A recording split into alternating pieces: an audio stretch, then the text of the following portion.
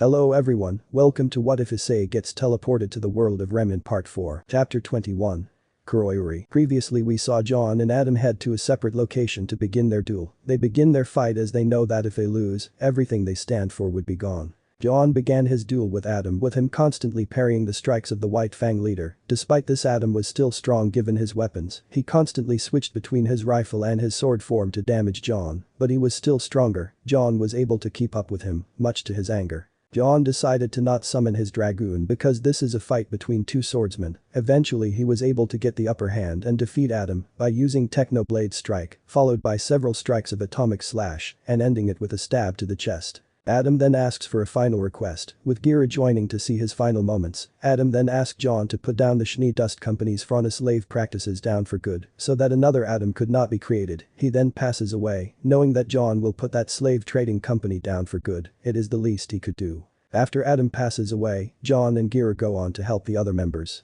As this was going on, Fennec and Corsac were inside facing off against the rest of the group as they were destroying the White Fang operation. Ali and Issei were handling the Albane brothers as they were getting destroyed. Issei then flies the two brothers up in the air, throwing them outside the house. Issei then joins the rest of the group as the rest of the White Fang are being detained and dealt with accordingly. John and Gira then ask the remaining White Fang to surrender, which they do, seeing not only the two races working together as well as Adam being dead. Many of them willingly surrender, which was a good thing. Blake then gave a speech convincing the White Fang to stop their actions, causing many to join their cause. However, they see Ela missing as she goes directly after Gira Belladonna, which she is subdued immediately by Azazel without any hesitation. After which Blake convinces her to let it go. She then surrenders, after which the group heads off to sleep. The next day, John and the others prepare to leave for Mistral, since it is their next destination. Sienna Khan's wounds were patched up, was considering reducing her methods to a more conservative one, after which the group bids the rest farewell. They then get on to Ryudameru as it flies upwards into the sky, where they head towards their next destination to meet the headmaster of Haven Academy in Mistral City. However, a bird spies on them from a distance. Mistral airspace, 10:30 am. Issei was flying his ship using his mind. He was sitting in the captain's his own room, which was his creation with his own mind, having a cup of coffee. Drake and Bell were both sleeping inside his gear, as Issei himself was relaxing. Issei. I wonder what the others are doing, besides we still have a while to land. Issei looks at his gear. He is well aware that his friends are sleeping. He wonders what the others are doing or trying to do. It has been a while since Blake joined the group. Well, he was not a fan of the cat Fronis, especially after what she did to John and after the disastrous mission that had happened at the docks. He still let her in. He hoped that now at least she does not run away and at least follows orders. Issei looked at the windshield, after which he saw a familiar looking bird outside. It tried to catch up with the speed of the ship as Issei spoke in surprise. Issei. Huh? Issei looked at the bird, who looked at him in return, begging for to be let in. He then sighed and decided to let the bird in. Scene change. Crow. Thanks for letting me in, kid. Crow was inside the ship, with the rest of the group inside. Issei had stopped the ship so that he could enter in without any problem. Crow was panting given his exhaustion as he spoke. Crow. How fast is this ship? Even I was having difficulty getting inside. Issei. Fast, that was the slowest speed we are going right now anyways. What are you doing here? Crow. Looking out for you kids, we. Issei. Have enough adults, appreciate your concern, but we can handle ourselves. That is when the door opened up revealing Azazel and Summer. Azazel then asked, Azazel. Issei, why did we stop? Azazel and Summer looked at Crow and understood that Issei had stopped the ship to let him in. Summer then asked, Summer. Crow, what are you doing here? Summer spoke in a curious yet impatient tone. She wondered what was he doing here. Crow then spoke. Crow. I was just looking after Ruby and her friends. Short stack. Azazel. Appreciate it, Brannon, but we got this. You can do whatever you were doing. Crow. I have nothing else to do, Azazel, let me come here, please. Crow pleaded towards Summer as she looked with an annoyed look towards Crow. She eventually relented and spoke. Summer. Fine. Crow smiled as Issei sighed. He will have to imagine another room on his ship Ryudameru. Issei then sees something. Crow. Something wrong, kid. Issei. Ryudameru senses two people fighting against several Grimm in what seems to be an abandoned settlement. Crow then looked out of the window and spoke. Crow. I recognize this area. This is the place where Grimm had destroyed several settlements. I am unable to remember the name. Crow then went into deep thought as it then clicked. Crow. I remember now this place, it is Kuroyuri, the place that was destroyed by the Nukkalavi. Azazel and the others looked at him. Issei then asked, Issei. Am I missing something? Summer. I read it in the book's eyes. This place was completely destroyed by the Grim known as whatifissei, a Grim made from the combination of an imp and a horse Grim, one of the first combination Grim ever heard. This Grim was responsible for the destruction of several villages in Mistral, with Sean and Issei. Kuroyuri. Summer nods, as Issei then speaks. Issei.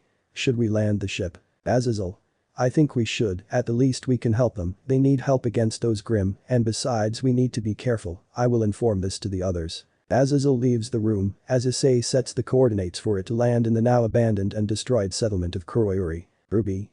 Uncle Crow. Ruby rushed to her uncle using her semblance, Crow, then hugged his niece as Ruby asked, Ruby?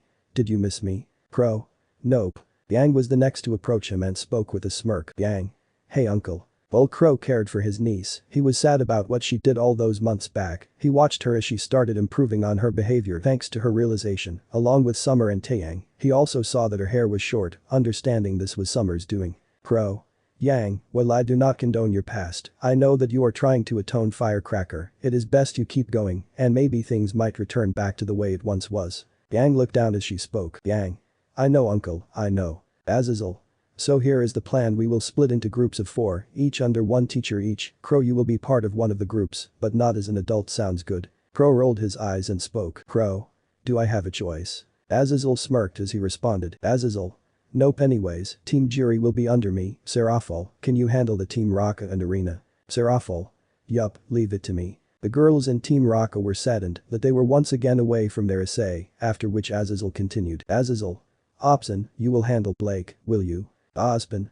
I would, but aren't the teams too short? Azazel. Alright, Issei go with Blake and Ozpin, and Kiba go with Yang, Summer, Zenobia and Crow. The group, the plan remains the same, got it. The group nods. While Ingvild was slightly sad that Issei was not with him, they agreed to the plan.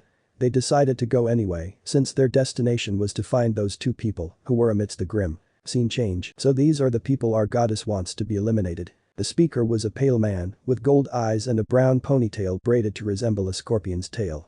He wears a white sleeveless jacket with leather belt strapped to it, along with white pants. His jacket is left open, exposing his bare chest, which is crisscrossed with prominent scars. His arms are covered with cream-colored bandages and leather vambraces. He also wears leather boots covering his entire shin with knee guards. On each earlobe is a silver ring-shaped earring, and near the top of his left ear is another matching earring. He was a scorpion Franus and had his stinger attached to it by his waist. 2. Indeed, Tyrion, these people have been a problem to her plans ever since they came. That boy is the reason that Cinder and her cronies failed in their plan. The second person was a man who was a middle-aged man, described to be tall and muscular. He was large and broad, and a very tall man. He had short brown hair, a beard and hazel eyes. His hairy arms had large scars running up them. He wore a 2-tone olive green coat over a black 3/4 sleeve shirt and a large belt. His pants were black, with a pouch strapped to each pants leg, and his boots are brown with white fronts. Some of his scars near the edges of his sleeves are visible. Tyrion. Yes, indeed Hazel, the one that Salem seeks is with Ozpin, the one that. Hazel then glared at him and yelled. Hazel. Do not say her name, Tyrion. Tyrion looked away as he spoke softly. Tyrion. Touchy. He then looked towards Hazel and asked. Tyrion. So what do we do now? Hazel. We will split up, you handle those girls, as I take care of that boy, and Ozpin I will kill that old man, for what he did to my sister. Tyrion then grinned as he spoke. Tyrion. Oh, I am so gonna enjoy their demises, I will torture them till their last breath, this will be so much fun. The group then nods as they split up. They decided to take on each of the groups alone, confident that they will be able to handle the situation. Scene change. With Azazel, 12:30 p.m. Azazel was leading with John, Jerry, Ruby and Ingvild as he was searching for those 2 that were fighting against the Grim. They had split themselves into groups for this reason. They needed to find them before it is too late. Azazel. So Issei stated that this is the place where he saw 2 people. But why would 2 people come here in a place like this? Is it curiosity? Is it ignorance or? John. It is to pay respects. John cuts Azazel off as he speaks. John. Sorry Teach, but there are 2 people that would come here in case. They are Lyran and Nora Valkyrie. The group looks at John as Azazel speaks. Azazel. Now that you mention it, aside from that problem child, those 2 also went missing, so why do you think they would be here, John? Before John could speak, Ruby responded. Ruby. They lived here, Sensei. This was their home until the whatifissei destroyed it. They must be here either to pay respects or. Ingvild. To fight against the Grim. This is bad. Azazel. So kid, what's your plan? You are the leader of this team after all. John thought for a while. He was not a big fan of those two, especially after they had abandoned him during the exposition, thanks to a certain Kartik, but they regretted and have been trying to be better. Despite this, he is a huntsman, and their job is to save lives, no matter any grievances they had in the past. The problem is in the modern day people are becoming huntsmen since they only cared about being rich and famous. He is definitely gonna change that, no matter what happens. John. Let's go and find them, they may not survive for much longer. The group smiles, as Ruby cheers for John. Azazel then speaks. Azazel. Alright kid, let's go. Scene change with Ozpin. Ozpin was paired with Issei and Blake, while assured since one of the strongest was there with him, he felt a sort of uneasiness, given the situation. Issei. Is something wrong? Ozpin. No, I am fine Mr. Haidu, I have a bad feeling about this place. Issei looked around and saw the place giving him grim vibes, he kept his guard up in case any grim showed up here. Blake then looked worried as Issei asked. Issei. Something wrong, Belladonna? Blake looked to see Issei in a sort of a lazy position with his hands behind his head and having a neutral look, she then spoke. Blake. I sense something weird, like a bad thing is about to happen. Issei. Or you are trying to run away again. Blake then glared at him and denied the accusation. Blake. No I am not. Issei. You might, that is why Azazel asked me to look after you. Blake. I will not, at least not anymore. Issei then kept his hands down and walked ahead and spoke. Issei. Glad to see you are at least following orders now, Belladonna. Issei tried to sense the bad feeling up ahead as Blake's eyes were watery, he still hates her, or at least partially does. Ozpin then spoke. Ozpin. Give him some time, he can be a bit on the emotional side. Blake nods as they both move forward with Ozpin, with Issei leading the charge, however someone else was watching over him. Hazel. Found you, Ozpin. Scene change with Seraphol. Seraphol was leading the charge with the other girls, as she spoke. Seraphol. This place is not nice at all. Rias. I am aware of that Lady Leviathan, but we need to find those two, besides even I am curious one Grim taking down 2 villages that's completely new. Arena. Yep, and did not anyone help them, like Mistralian government or Atlas? Seraphol. They would have, Atlas are a bunch of meanies, they only care about themselves. Bekeno. Agreed, let's continue traveling. How strong would be this Grim? Asia. Let's focus on finding those two. Besides I am surprised that Ryudamara was able to detect them. Rias. That is because Issei is the one who is his master, his imagination is the reason why the ship can detect any injured people. The girl smiled in agreement. While the boy has become slightly ruthless and resilient, he still cared for others, while he often does not show to certain people. Seraphol. We know Rias-chan, but aside from that this place and many other places are in shambles, are they that careless to let people die like that? Bekeno. Lady Leviathan, if this is anything like the Veil Council, then they care for their image and nothing else. Seraphol nods as the group proceed ahead, they are also watched by someone else. Tyrion. Oh, how much fun am I going to have with you girls? Tyrion had a maniacal smile as he heads to their location. Scene change with Azazel. The group were walking ahead as they were trying to find those two, the possible Iran and Nora Valkyrie, that are possibly present, or it could be huntsmen that are trying to survive. John. Guys, I sense 2 auras ahead, let's go. The group nods as the 5 rush ahead. Jerry flies along with the group speed, since they needed to reach fast. There they see 2 people fighting what seems to be a Grim that looked a lot like a combination of a horse and an imp Grim. John. Is that Ruby? It is Ren and Nora and they are fighting the Nucleavi. We need to head there fast. Jerry, check for any nearby Grim. Jerry. Very well Ruby. Jerry flies off. The group then look at the duo to see they have changed. Nora now had her hair at shoulder length. She has pink eyeshadow around the far upper corners of her eyes and her design is updated. She retains her gloves and wears a white sleeveless turtleneck top that is similar to her old one, though the heart cutout on the top has a diagonal cut through it. She also wore a shorter detached white sleeve on her left arm.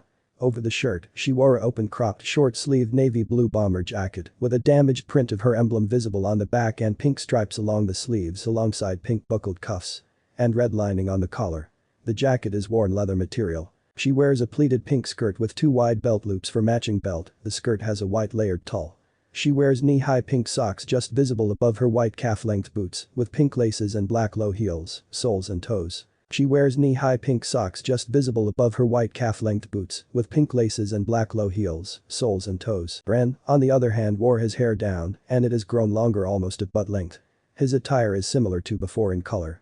He now has a longer sleeveless tailcoat with black and silver trimming. Under it, he wears a black sleeveless turtleneck with red tasseled ropes over the hips, pants that get tighter below the knees and calf-high open-toed sandals. From his middle finger to his biceps run gradient pink to black detached sleeves ending in metal armbands. From his middle finger to his biceps run gradient pink to black detached sleeves ending in metal armbands. Ingvild. For a hulking beast, it is surprisingly fast. The Knuckle of E was able to parry all of Ren and Nora's attacks, using its stretchy limbs to attack the duo. It was able to tank hits from Nora's Magnold, as well as Ren's Stormflower. This did catch many in the group by surprise, as many Grim would fall against this. Seeing this, John spoke. John. Guys, let's go, they will not last longer. Everyone minus Azazel. Right. Azazel. I will give air support and inform the rest of the group. The group nods as they help Nora and Ren against the Knuckle of E. Scene change with Ozpin. Ozpin and his 2 students were walking across the rwby finding for the 2 of them. That is when someone jumped down on the ground. The group got on guard as Ozpin recognized the man. Ozpin. Hazel. Issei and Blake looked at him in surprise and asked, Issei. You know him. Ozpin. He is not to be taken lightly, Mr. Haidu, Miss Belladonna. Hazel looked at the trio and spoke. Hazel. So Issei Haidu, that's you. I presume my mistress has demanded that you be taken alive to her excellency. You can either come with me quietly, or we can make this by force. Issei looked uninterested. While he did sense his power, he was nowhere near to the ones he faced back in the DXD world. Hell, even Kakabiel would easily kill this man. Issei. So you are working for her, aren't you? Issei them smiles darkly. Issei. What makes you think I will join her side? You know, I had a run-in with the false maiden just a few months earlier, and let me tell you, she was nothing but a disappointment. I could care less about politics or this war. The only reason I am even fighting, Hazel, is because I have people that care about who are their targets, including your mistresses. Now. Issei activated his boosted gear. Issei. You can either leave and go back to your queen, or trust me, things will not be good for you. Hazel got angry at the statement. It almost reminded him of what many huntsmen before would say. He then responded with his voice raised. Hazel. And you work for this man, he is the reason my twin sister Gretchen Reinhardt died. Hazel looks at Ozpin, while Ozpin looked away in shame, aware of his actions. Hazel. Her blood is on your hands, Ozpin. You killed her in cold blood when she died on one of your missions. You are responsible for her death. And boy, the Grim Queen cannot be killed. I tried it myself. She is stronger than you could possibly imagine. Last chance. You can either come with me or you will be taken by force. I was tasked with bringing you in alive, no matter who I need to kill. Issei has his hair shadowed. He looked at Hazel with a bloodlust, something which Blake clearly sensed because of her Frontis traits. Blake. Issei. Issei. So you will kill anyone to get me, huh? Issei chuckles darkly such that even Hazel flinches. He for some reason felt fear when he saw the boy. Issei, I would like to see you try Reinhardt. Issei spoke in a low tone as he then spoke. Issei. Headmaster. Ozpin was startled and asked. Ozpin. Why yes. Issei. We have no choice, we have to fight against this pawn of your nemesis, we will have to take him down if we have to proceed. Ozpin nodded in understanding as he spoke. Ozpin. I understand, he is the victim of my actions, I will help. Issei then looked at Blake and spoke. Issei. Belladonna, try to support us with your abilities, if we need to survive I need everyone's help in doing so. Blake nodded nervously as Issei and the duo looked at Hazel. Issei then muttered the words. Issei. Balance break. Scene change with Seraphol. Arena. We have been walking forever. Rias. Calm down, Arena, it is only 10 minutes, besides should you not be stronger. Arena. It's so boring, there is nothing to do here in this rubble. Arena groaned in annoyance, she was not a fan of walking distances without anything interesting.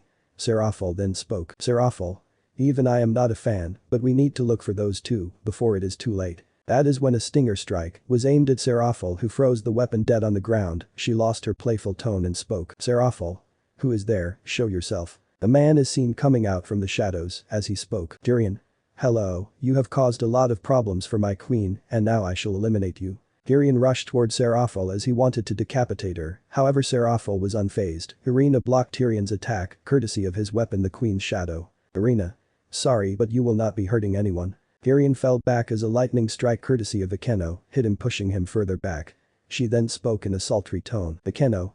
Ara, quite feisty aren't you? Well, let's see how far you can get. Akeno licked her lips, having a blush marked on her face, ready to torture this queen servant once and for all. Scene change with Summer. Summer was leading her group consisting of her, Zenobia, Yang, Crow and Kiba. Summer then spoke. Summer. We have been walking for a while, did any of you sense an activity? Crow. Nope, nothing here. Kiba. No trace, nothing. The group were then startled at the fireworks that were displayed. They then saw several armed men and women trying to survey the area. They were immediately recognized by Crow and Summer. Summer. The Bronwyn tribe. Crow. What are they doing here? Summer. Probably reconnaissance, judging by the lack of loot. Summer then noticed Yang running away as she tried to reach her, which she caught onto. She then spoke. Summer. I know you want to see your mother Yang, but not now, save it when we actually meet her. I have a feeling we would run into them sooner than later. Yang reluctantly nodded as she stood down. Kiba then asked. Kiba. I am so lost, who are they? Zenobia. Even I am unfamiliar with them, can someone catch up with what happened? Crow looked at the two and explained their history together. He also revealed that the leader, Raven Bronin, was Yang's mother. Kiba then spoke. Kiba. I see. Zenobia. Bandits, so uncivilized. Crow. So what should we do? Summer. We stay low, we have to stop them from trying to go after the others. Crow.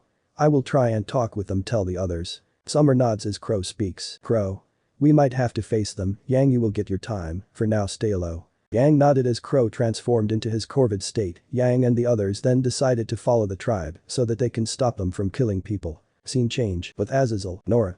We need to get out of here, Ren, we cannot fight this thing any longer, Ren. Ren was unresponsive, his fists were gripping the weapon tightly against the beast. The Knuckle of on seeing this decided to make a final blow. Ren dodged the attack, but he lost balance and slipped. Seeing this, the Knuckle of used a final strike, as Nora could only watch in horror and scream. Nora. Ren knew. However, as the tendrils tried to strike Ren, a shield had come in front of him, shielding Ren from the attack. Ren was surprised to see that the one that defended was none other than John. He then spoke. Ren. J. John. Nora. Fearless leader. John then looked towards them with the corner of his eye and spoke in a stern tone with a glare. John. What the hell were you two thinking? Fighting a grim like that all alone? John then uses his shield and upper strength to push back as he spoke, looking at them while tilting his head, speaking. John. Thank Issei for sensing the two of you here, else you would have been goners. John then brought out his sword. Since Infi's shield was already out, Ren and Nora looked away. They could have really been dead, as John spoke. John. Ingvild, restrain it with your water abilities. Ruby, use your incinerate anthem to burn this beast to the ground. Teach, you know what to do, right? The group nodded as Ingvild used a water dragon to restrain the Knuckle of Ruby burned the Knuckle of with the flames of the incinerate anthem. The burning really affected the Knuckle of as it burned in the afternoon light, as Azazel had unleashed a barrage of light spears on the Grim, making it unable to move. The horse was the first to fall and get disintegrated, leaving the imp alone. Ren then approached the imp as he glared at it with the intensity of pure hatred. He then stabbed the hand, making it shriek in pain. Ren. This is for my mother. Ren then used his knife to stab the legs of the imp as it screamed in pain. Ren. This is for my father. Ren stabbed the torso of the beast multiple times as it tried to escape, but Ren was having none of that. John used several holy swords courtesy of Blade Blacksmith. Ren. This is for my town. Ren then decapitated the head of the beast as its head rolled on the sideways. It then disintegrated into nothingness as Ren softly spoke. Ren. And this is for my family. Ren was finally calmed down. He had avenged his town, his family that was slain by the Grim all those years ago. It felt good, after which he fell to his knees as he looked at Nora and spoke. Ren. I am sorry, Nora, for dragging you into this mess. I nearly got you killed. Ren looked away after that. Nora then approached him and spoke. Nora. When my mom ran from the Grim and left me behind, you found me. We became Ren and Nora. But I realized on this mission apart I don't know who just Nora is. And if I'm ever going to find out, then I have to do it alone. Nora smiled at her partner as Ren got up from the damage. He finally felt with peace as he looked at John. Ren. You saved me, despite everything I did to you. You saved Nora, despite what we did to you. Why? Why did you not leave us to die? We did, all those months ago when you disappeared, so why did you not abandon us? Nora. Ren. John looked at him dead in the eye and responded. John. No thank you, I guess that's how it is if you really want a reason, Ren. It is simple. I do not let my past affect me too much, I let it go. It is pointless to keep holding on to a grudge when all it does is that it is I did fake my way into Beacon. But I do not let that hold me back from doing what's right, and that what a huntsman does, a hero does. While I still have the scars of the past, I do not let that push me back from doing the right thing. Ren. I see. Ren's eyes were watery, he tried his best not to cry. Nora consoled him as Azazel then broke the silence. Azazel. There is a problem, both Ozpin and Seraphol's group are under attack. Salem is behind all this. John. What? I think they should be fine. Ren. Salem, I am lost. John. I will explain later, but even then, we should go and check to inform them that the people that were supposed to be rescued have been successfully done so. John headed to their location. Nora. John. John and his group look to Nora as she speaks. Nora. Let us come with you guys. Azazel. Are you sure? The people we are fighting are way above your league. You failed to handle a Knuckle of Are you sure about this? You can go back to Beacon, Glinda will take you in. Ren. No, Mr. Azazel, I want to fight, I want to help, please give us a chance. If we fail, we will head back to Beacon. please let us come with you. Azazel and the group thought for a minute and finally relented. He sighed and responded. Azazel. Fine, but yours and your partner's lives is in your hands. We will save you if in trouble, but if you hold us back, you're having a one-way trip to Beacon. Bran and Nora nodded, after which the group headed to the rest in order to help them in their battles. Chapter 22. Bandit Tribe and New Mission. Hazel. How are you this strong? Hazel was being pushed back by the combined trio of Ozpin, Blake and Issei. Rex was on Issei's body, guarding him, while Issei was in his balance breaker mode. Blake had removed her weapon Gomble Shroud out, while Ozpin had been hitting him in the cane, staggering him behind. Issei. Did you really think that it was a wise idea to take on the headmaster? Someone who had years of experience of combat. Issei cracked his neck, followed by his knuckles. Issei.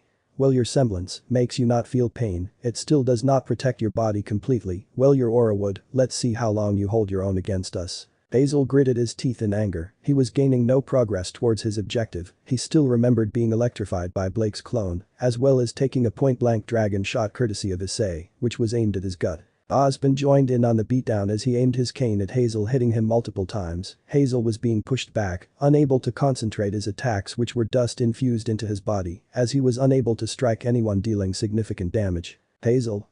How are you this strong? Hazel was being pushed back by the combined trio of Ozpin, Blake and Issei. Rex was on Issei's body, guarding him, while Issei was in his balance breaker mode. Blake had removed her weapon Gomble Shroud out, while Ozpin had been hitting him in the cane, staggering him behind. Issei. Did you really think that it was a wise idea to take on the headmaster? Someone who had years of experience of combat. Issei cracked his neck, followed by his knuckles. Issei. Well, your semblance makes you not feel pain, it still does not protect your body completely. Well, your aura would. Let's see how long you hold your own against us. Hazel gritted his teeth in anger. He was gaining no progress towards his objective. He still remembered being electrified by Blake's clone, as well as taking a point-blank dragon shot courtesy of Issei, which was aimed at his gut. Ozpin joined in on the beatdown as he aimed his cane at Hazel, hitting him multiple times. Hazel was being pushed back, unable to concentrate his attacks which were dust infused into his body, as he was unable to strike anyone dealing significant damage. Rex. Okay. Issei. Alright then, headmaster, lead the way. Ozpin nodded, and the four headed to the meet point to catch up with the rest. Tyrion, like Hazel, was having a tough time dealing any significant damage to the group. Tyrion, on the other hand, seemed to enjoy every second of it though. Tyrion. The group sweat dropped at this. They have no idea how to drive him away. As much as Seraphil wanted to freeze the bastard dry, she could not kill him, at least not yet. Seraphil. Cross Celsius trigger. Seraphil froze the ground, making the faunus shiver in pure cold. The group under her command fell back given the ice. Tyrion then yelled. Tyrion. You may have won this, but I will be back and I will savor your demises. Tyrion flees from the scene, as Asia and the others let their guard down. Asia then spoke. Asia. Who was that? Seraphil. Tyrion Kalos, a serial killer that was once imprisoned by Anima. However, sources say that he was presumed dead, courtesy of a swarm of Grimm. He was supposed to be sent to Atlas for his imprisonment, however the Grimm swarm killed him. The huntsman he was being guarded by as well as the pilot. Rias. And now he is here. I think she is responsible for this. Irina. You mean Salem? Rias nods. Bekeno. This is not good, I think she is behind Issei. That Cinder must have informed her about his abilities. Bekeno speaks in a worryful tone, as Seraphil then speaks. Seraphil. In that case, we need to inform this to the others as soon as possible. Let's head to the meeting point. Any questions? The group looks at her, after which Seraphil speaks. Seraphil. Very well, let's go. The four nod as they all head to meeting point to see what's next. Scene change. At an unnamed tavern, 2:30 p.m. The rest of the group were having their food, with Crow sitting away having a drink, with Summer speaking. Summer. We are almost done with our food, what about you? Crow. Yeah, I will be joining in a while, inform the rest. Okay. Summer nods and she, along with her group, minus Crow, head outside to wonder what their next plan of action is. As for Crow, he is left alone in the tavern, waiting for his drink, when a waitress shows up next to him. Crow.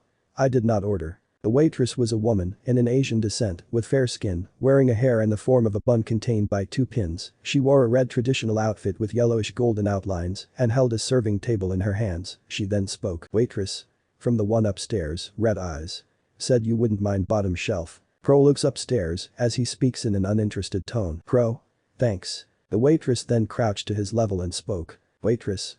But I went ahead and gave you top, lucky you. The waitress flirts and winks at him. She then walks away as Crow checks her out with a grin on his face. Crow then looks out and speaks. Crow. Yeah. Crow then takes his glass and heads upstairs. He then looks to see a woman that looked very similar to Yang, except her hair is jet black, her eyebrows are a little bit higher, her complexion is significantly lighter, and slight age lines are under her eyes.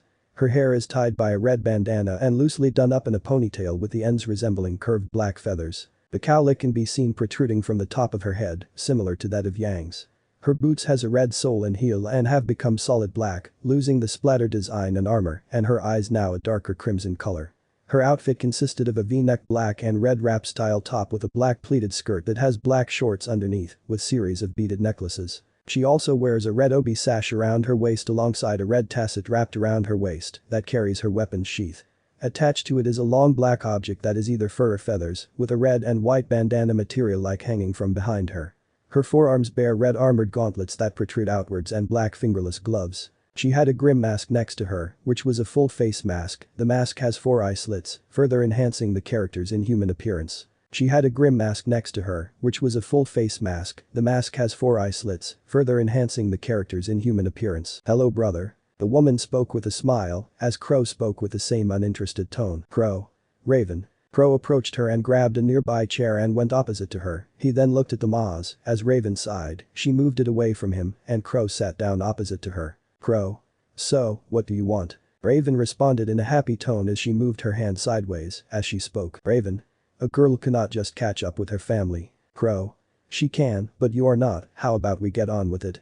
Unless you plan on keeping these coming." Crow drank the drink and kept the glass on the table. "Raven. Does she have it?" Crow moved his hand around the glass as he spoke. "Crow. Did you know Yang nearly lost her arm?" Raven. "That's not." Crow. "Rhetorical question. I know you know, it's just obnoxious you'd bring up family that carry on like your own daughter does not exist." Raven. "I looked after her." Crow.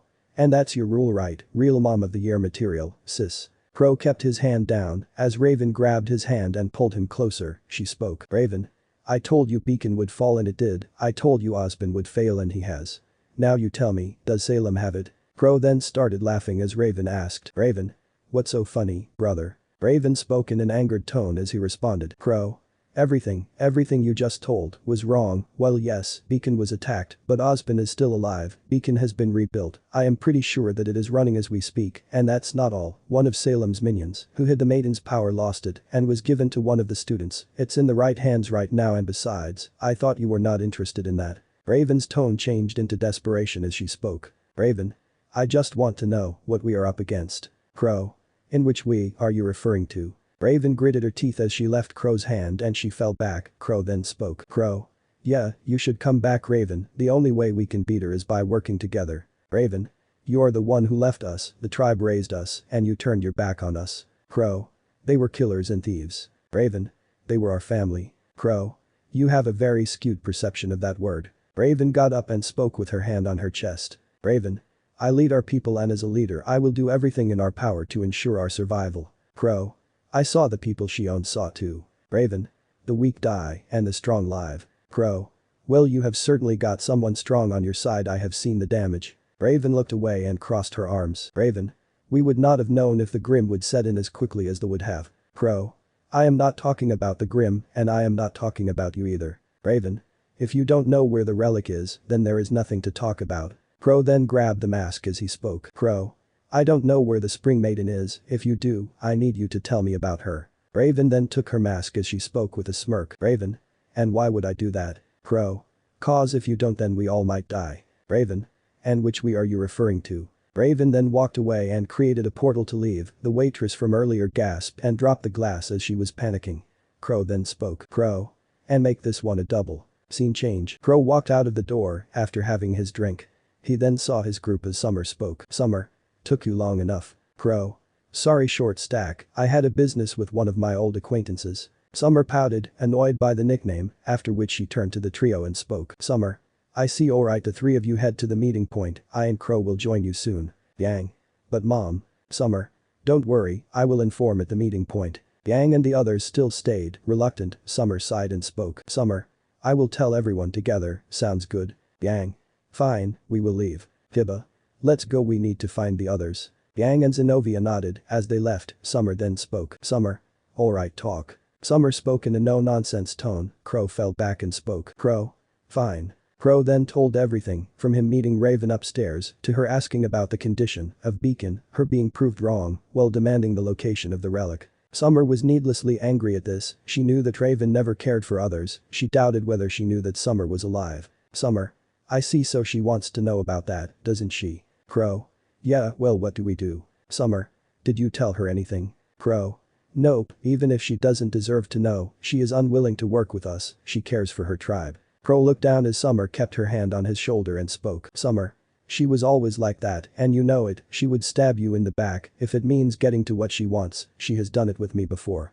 Honestly, but I still want to think she cares for us, at least to some extent, else she wouldn't be aware of what happened in Beacon, or to Yang, and besides, if she does not want to die she better avoid fighting them, especially Issei. Crow paled, he knows how strong the boy is, if angered, he would destroy the Bronwyn tribe, he is someone you do not want to see angry. Crow.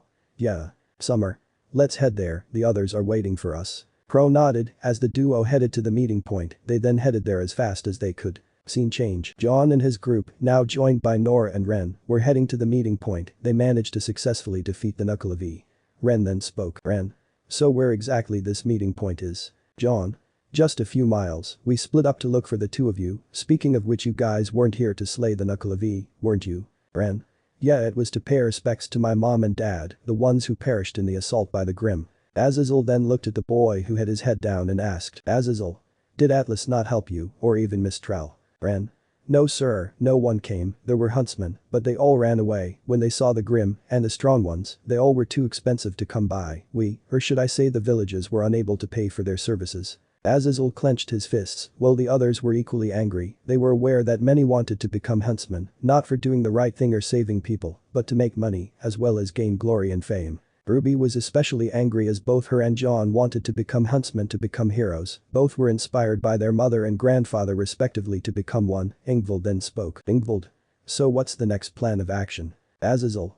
For now, we meet up, we might head to Mistral there, although I have a feeling that we might take a detour. Ingvild. But where and why? Ingvild was confused, Azazel then responded in a cheeky tone. Azazel. Relax princess, we will find that soon, anyways, I wonder what kind of Grimm will we find. The group moved on, as Jerry spoke. Jerry. Master Ruby, I found Issei and his group. Ruby. Alright, lead me to them. Jerry. Very well. Ingvild. That's good, now we can meet Issei. John looks at her, with a cheeky grin. Ingvild. What? John. Oh, nothing, looks like someone cannot stay without their lover boy, for a while. Ingvild blushed at the accusation. Ingvild. It is not what it looks like. Ingvild yelled with her cheeks tinted with a red blush. Ruby then spoke. Ruby. Stop teasing her, John. John. Okay, fine, let's go. Ren and Nora looked at the scene, well happy, they felt like they were completely replaced because of their actions, but it does not matter, they will one day reform their friendship, but if that cannot happen, they will at least have a good relation with him. Azazel. Alright kids, let's save the talking in the ship, we still need to figure out what's next, okay? The gang nods, as they head to the meeting point where they would meet the rest. Scene change. Issei and his group head to the meeting point, where they catch up with John. Issei then asks. Issei. So did you? Issei stops when he sees Nora and Ren, and speaks. Issei. So they are the ones that my ship sensed, huh? Ren. Ship. Ren asked confused and Issei responded. Issei. Long story, anyways, the mission seems to be a success, huh? Azazel. Yup, we found the stragglers, so what's next? Ingvild.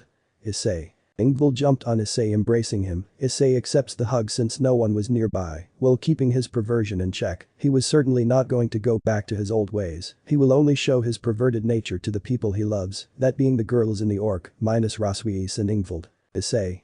So what now? Ingvild splits from him, he sighed in relief as the other girls are not here, he then saw Rias calling for him. Azazel. Well, let's wait for the others. John.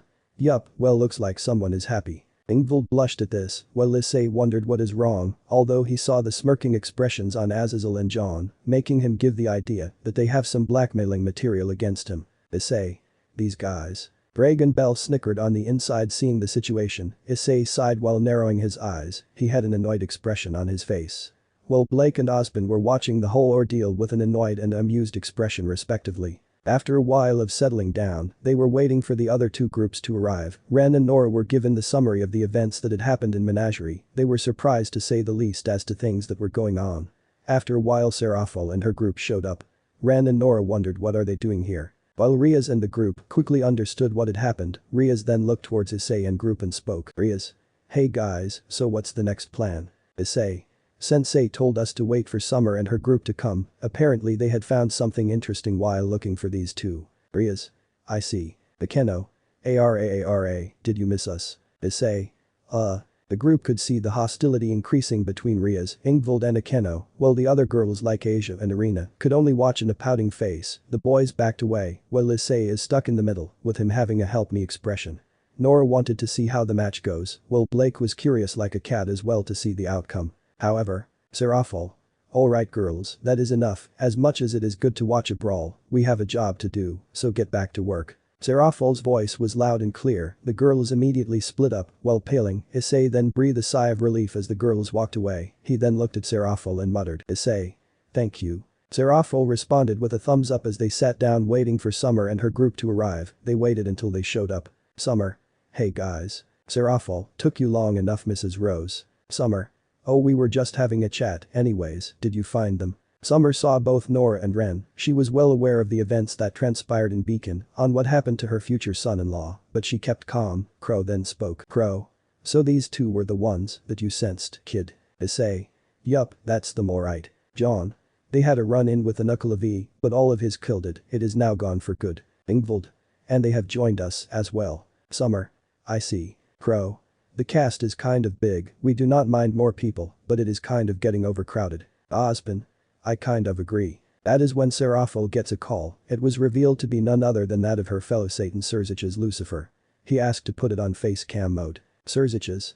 Hey guys. The group was startled when he saw Serzich's on the screen. Rias. When he saw me. Issei. Big brother. Serzich's.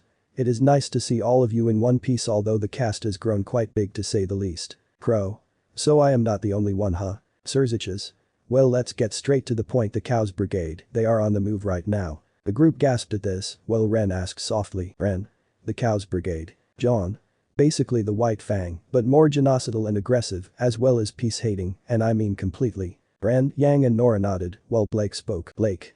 But they are. Literally everyone in the group glares at Blake, cutting her off, they knew exactly what she is gonna say. Issei then spoke. Issei. Just stay quiet, Belladonna. Blake nods, even though she was not going to say the White Fang are misguided, she had something else in mind, after which Serzich's speaks. Serzich's. Did I miss anything? Issei. No well she thinks that child murderers and genocidal maniacs are redeemable. John. That's just the short of it. Serzich's. Okay. Serzich's speaks in an awkward tone, after which he continues back to his serious tone. Serzich's. We are gonna need people back here, that includes you Serafal as well, Volley gave me information that they will be attacking heaven for something, I want some of you to stop them. We need people back here, I require Team Raka, Zenobia, Irina and Serafal back, does anyone have any issues? Rias. But, Rias looks at the situation as she speaks, while narrowing her eyes, making a sad face. Rias. Fine, we will go. Serzich's. Thank you, and I am sorry Rias, for asking you of this at such a short notice. Rias nodded with a sad smile, as her group minus Kiba, Irina and Zenobia sighed in sadness, while Issei asked. Issei. Are you sure you don't need my help? Serzich's.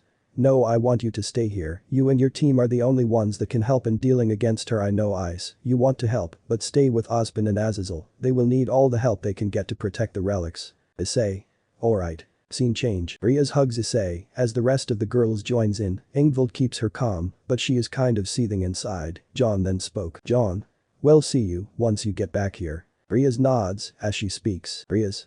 Bye Ice. Issei. Take care, and make sure you win against them. Rias nods as Serafal opens the portal up. Asia. Take care of yourself Issei. Irina. Will you be fine without us? Issei. Yeah, I have people that will look after me. Team J.I. Rhode Island, Azazel and Ozpin smiled at this, after which Serzich's spoke. Serzich's. It is time, guys. Akeno. Take care. Tiba. Look after each other. The group nods, after which they enter the portal, and they are back in the DXD world, where they have to face against the Cows Brigade. John. So what now? Azazel. Well given that half of our forces are needed back there we need for a different plan for now let's see. Summer. We might need Raven's help if we need to do this. Summer sighs at this, as Azazel asks. Azazel. Even you seem reluctant, are you sure?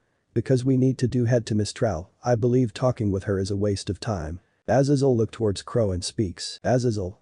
No offense Crow. Crow. None taken, not that I care about her. Summer. We have no choice, we need to ask for her help if we need to do anything. Azazel looks at her and speaks. Azazel. Fine. Summer. Alright then, it's settled, Crow, lead us to the Bronwyn camp. Crow nodded and decided to lead them, only he was aware of their existence, which is when Issei gets a call which Dreg informs him about. Dreg. Partner, there is a call for you. Issei. Huh?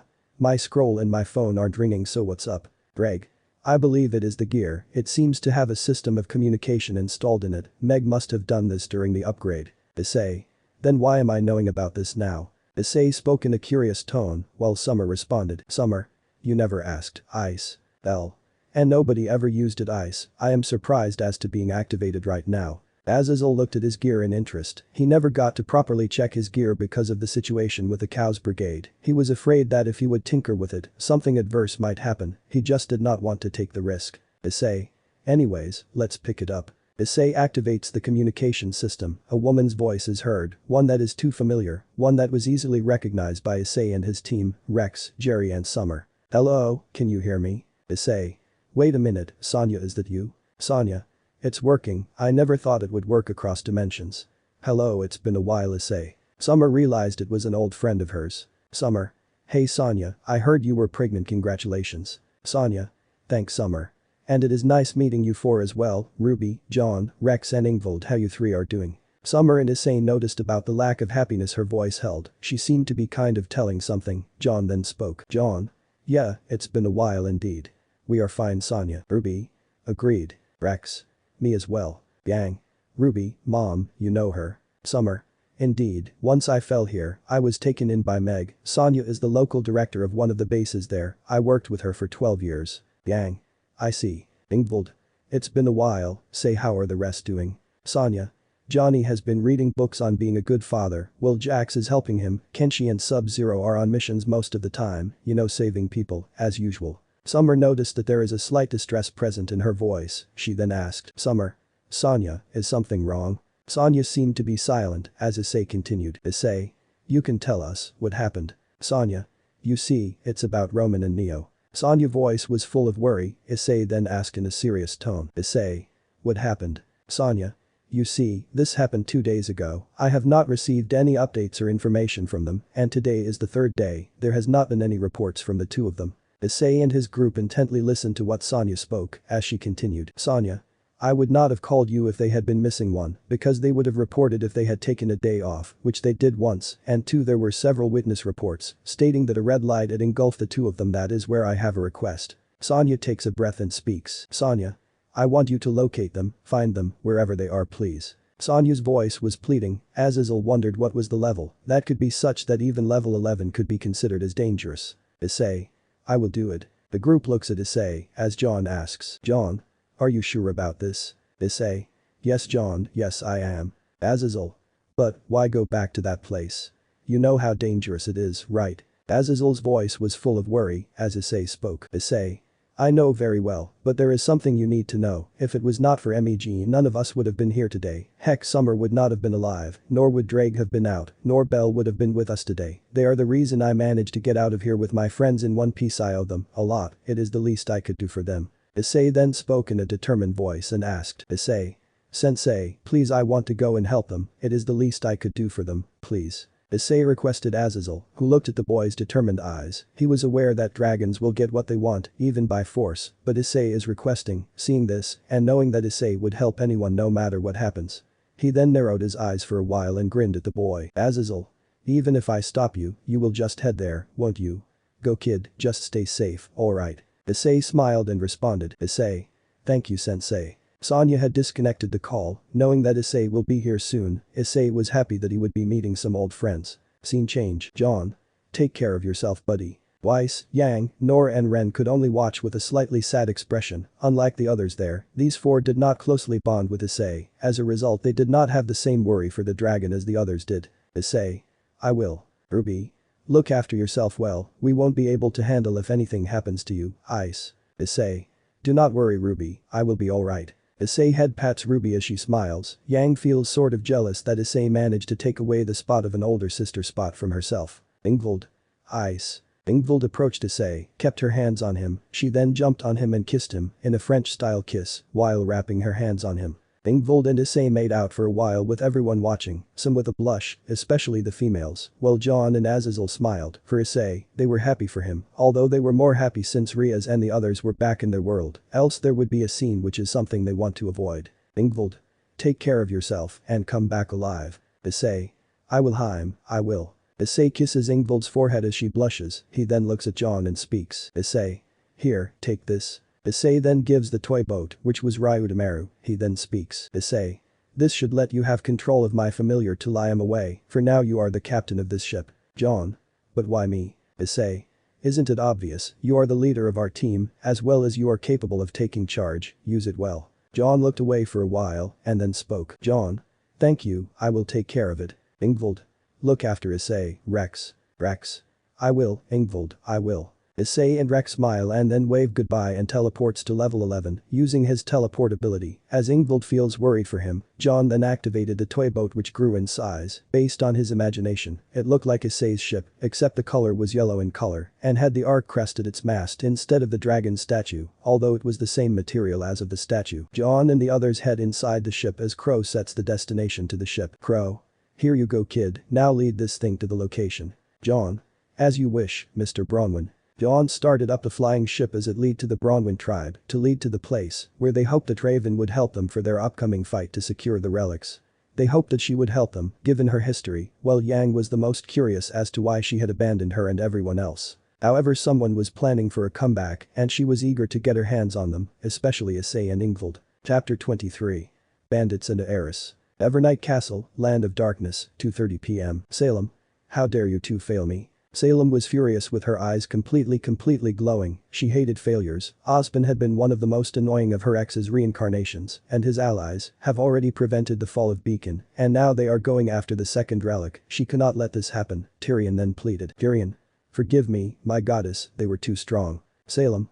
Silence. Tyrion and Hazel were bounded by Salem's magic, which were black vines, as they screamed in pain with the vines completely binding them from head to toe. Hazel. Tyrion is correct, mistress, that boy Issei, he was too strong for me. Salem glared at them, she narrowed her eyes and then sighed and removed the restraints, which made the duo breathe a sigh of relief. Salem then spoke. Salem. This boy, he is harder than I thought to deal with, it seems like I underestimated him. Salem then looks at the two and speaks. Salem. For now joined with Cinder, Lionheart has already made our job easier by accepting our deal and telling us the location of those huntsmen and huntresses. She has also informed us that she managed to gather some more allies to aid in her cause. Salem then pauses and speaks. Salem. Head to Haven Academy, meet up with her, I will inform the rest of my plan to you. Our goal is to capture that boy Issei Haidu alive, I have some use for his powers after all. The two nod and they leave. Salem. What and who are you Haidu Issei? And how did Ozpin get someone like you? It is time to get to action. Come here. Salem then called in a grim, it seemed to be having a small black spherical bodies resembling a smoky crystal ball that is covered with bone-like plates and spikes. It had 6 long red tentacles they used to interact with their environment or attack. It somewhat resembled jellyfish. Salem. Cinder, they will be coming here soon, get ready. Astral, 2:45 p.m. A ship that John was now commanding is heading towards the location that Crow had given him. He had decided to land outside the territory since Summer had suggested to not show Raven what the other world is capable of. John. Alright, we will be landing soon, everyone on board please be ready. The group nodded as they prepared for their landing. As John landed rwby, he wanted to make sure that the bandits don't see them, or at least their ship. Scene change. John had transformed rwby into its toy boat form. As he and his group managed to get down, they looked round to see that it was only a mile that they need to walk if they needed to reach the Bronwyn camp. However, as they proceeded to enter the area, they heard, "Drop your weapons and valuables and we will leave you alive." The group turned their attention to a man smiling, more akin to grinning at the group. He was surrounded by several bandits, both male and female, of different variants. The man was described to be a skinny man with long dirty blonde hair and grey eyes. He wore a dark blue and grey jacket with torn sleeves over a long-sleeved shirt. He wore a bandana around his neck and has a shoulder pad on his right shoulder. He wore brown leather fingerless gloves with straps and brown pants with boots. Azazel then looked at the skinny man with an amused smirk. He could easily kill every single one of them and get away with it, but he tried to be diplomatic. He was here on a peace mission, not a genocide mission. Azazel. So I take it you guys are from the infamous Bronwyn tribe. Why yes indeed, my name is Shay D-Man, and I would suggest to leave your valuables unless you want to get harmed. Yang was about to punch the cocky man in the face, however a hand belonging to Azazel stopped her in the mid-tracks. He then spoke. Azazel. I got this. Yang reluctantly nodded, although she was impatient for answers. She was aware that the man in front of him is someone to not piss off. Summer then thought while smiling. Summer. She is learning. Azazel then approached Shay and spoke. Azazel. Alright, let's say even if we do drop the valuables, what gives you the guarantee that we will be safe and unharmed? What makes you think that my friends and students will be alright? Answer me this, Shay D-Man. Scene change. Yang then spoke to John in a low tone, while keeping her hand to prevent anyone else from hearing. Yang. What's he doing? John. Negotiating. Ruby. Just watch guys, he knows what he is doing. Blake. Are you sure? Ruby nods and responds. Ruby. Yep, he is more experienced in this than anyone else. Ren. I hope it goes as well as possible. Nora. Or we can get to break some legs. Ren. Nora. John. Not now, breaking legs part comes later, although I still wonder why do we need bandits, especially from someone that would stab us in the back, no offense Yang. John looked at Yang who nodded. Ruby. I don't know what mom is thinking with this, well we can handle ourselves if things do go south, and Azazel sensei is pretty strong. Yang. Stronger than mom. Ruby. Way stronger Yang, way stronger. Yang. Well I am glad I did not anger him, back in Beacon. Blake, Nora and Ren nod as they continue to watch Azazel negotiating with Shay. Scene change. Shay. I don't think you get to demand given your predicament, so surrender your valuables now. Azazel saw that he saw weapons pointed towards him and his group, he then chuckled before speaking. Azazel. So you have chosen death. Azazel then turned serious and activated his 12 wings as they glowed into the daylight. He then threw multiple light spears, disarming every single bandit under Shay in an instant. Given his time during the Great War, allowed him to deal with an army relatively easily.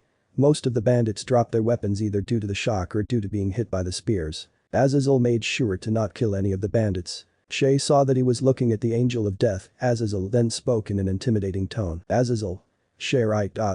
Did you really think that I was gonna let you hurt the people I care about? Then that is your first mistake. Your second mistake is to think that I was gonna stand here doing nothing about it, and your third and final mistake is to underestimate me and my companions. Did you even double check who you are up against? I don't think so. Well if you had faced any of us, we would have killed you. Be grateful that I am not going to do that. Azazel glared at the bandit as Shay looked at him in pure and utter fear. Even the students and the adults were intimidated by the cadre angel's tone. He then spoke. Shay. Why you will not get away with this, Raven will. Azazel. Oh I don't give a shit about your boss. If I wanted to I could have rained several spears, killing every single one of you, including your leader. They would have been dead without even realizing what had happened. Azazel spoke in an annoyed tone. The bandit was annoying the hell out of him. Shay then asked. Shay. Then why did you not do it? Azazel. Because we wanted to talk with her. We have something important to discuss with her, so are you gonna lead us to her or shall we find her ourselves? Azazel glared into Shay, who felt like he was staring right into his soul with a killing intent. He then spoke. Shay. Fine, I will lead you. Everyone stand down. The tribe reluctantly stood down as they were unable to move when Azazel was speaking. Shay then spoke. Shay. Follow me. Shay then led the group to where Raven was sitting. While Azazel noticed something off with the tribe, he sensed that someone had magic, but who? Scene change. Shay leads the group to the courtyard. It was a wooden gate that prevented any intruders from entering. He then commanded the tribe to open the gate, which they did so when Shay had commanded them to do so. They entered inside where they saw a woman waiting for them. The woman was described to be a young woman with tan-colored skin, short brown hair and icy blue eyes.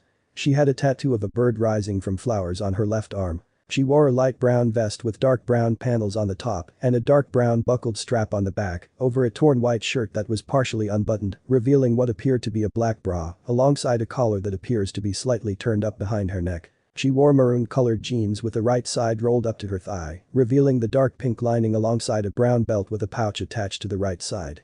She also wore dark brown calf guards, with one having a garter-styled strap that went under her rolled-up pant leg. She wore a pair of beige and dark brown lace-up boots with folded-over sides, showing over the white lining, accompanied by a pair of maroon socks that partially covered her calf guards.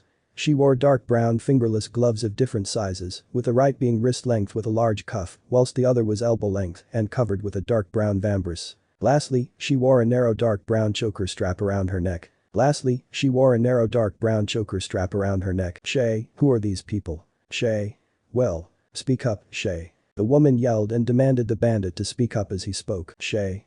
They wanted to meet Raven Vernal, I had no choice in bringing them here. The now identified Verna looked at the group and saw two specific figures. She was once told by Raven about the huntress by the name Summer Rose. She immediately recognized her looking at her face. She was also able to recognize Crow from the group as well. Vernal.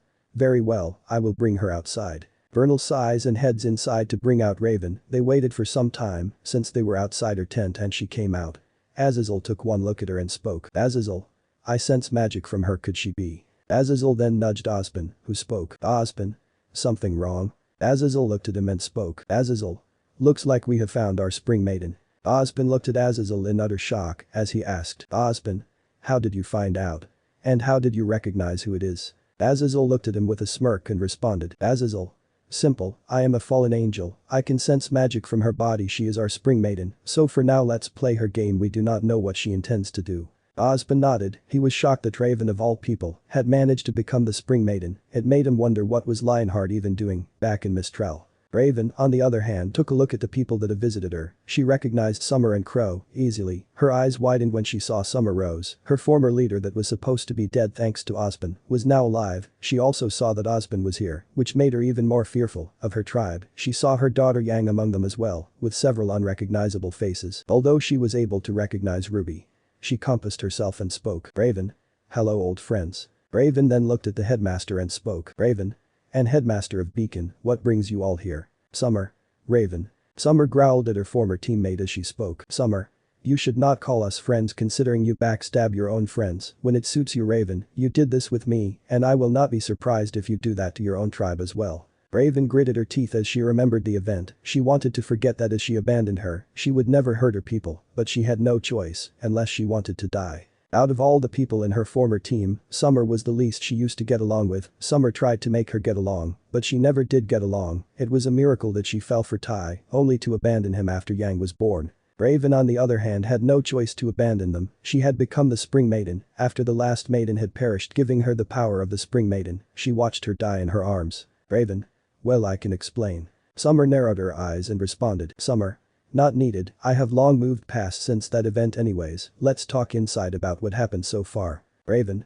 We will. Raven reluctantly agreed, because one she knew that she was outmatched by 3 people in the tribe, and 2 there were several more that could easily destroy and take her tribe down with ease. Scene change. The tent was quite spacious for the people present, which was surprising to say the least. Well, they accepted it anyway, and sat down to have their conversation. Raven and Summer sat on opposite sides, with Yang sitting next to Summer. She was a complete nervous wreck, given that she wants to meet her mother, but given what Summer spoke just now.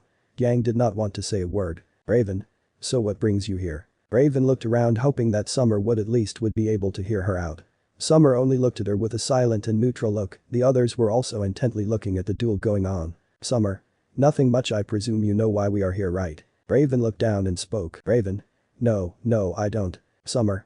Very well, we need your help, Raven. Raven's eyes widened, she never thought Summer would say this, she was aware that Summer could easily beat her, even her tone sounded reluctant, almost forced. Raven then asked. Raven.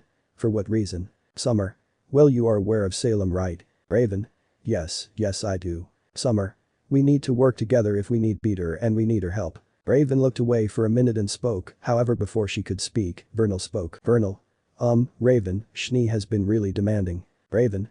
Oh, for fuck's sake. Raven spoke in a very furious and annoyed tone, as she got up. John then asked. John. What just happened? Raven sighs and responds. Raven.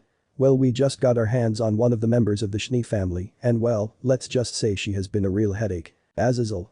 Well, it can't be Winter, so could it be? The group, minus Blake and Yang, narrow their eyes partially and enter an annoyed tone, they knew exactly as to who it could be. Scene change. The group heads to the place where Weiss Schnee was. She was tied up, she had multiple bruises on her body and a cloth tied around her mouth to prevent her from speaking, along with a new clothing design. Her new clothing design was described to be a short glittering dress with a color gradation of gray blue to pale blue at the hem, a sweetheart neckline, and a white tall petticoat. The white sash was wrapped multiple times around her waist, and over the outfit is worn a slightly sheer long-sleeved gray-blue bolero fastened at the collar with a large sapphire brooch that has 3 pendants dangling from it. Printed on the back of the shrug is the Schnee crest. Completing her attire are gray-blue wedge heels and sapphire drop earrings. John.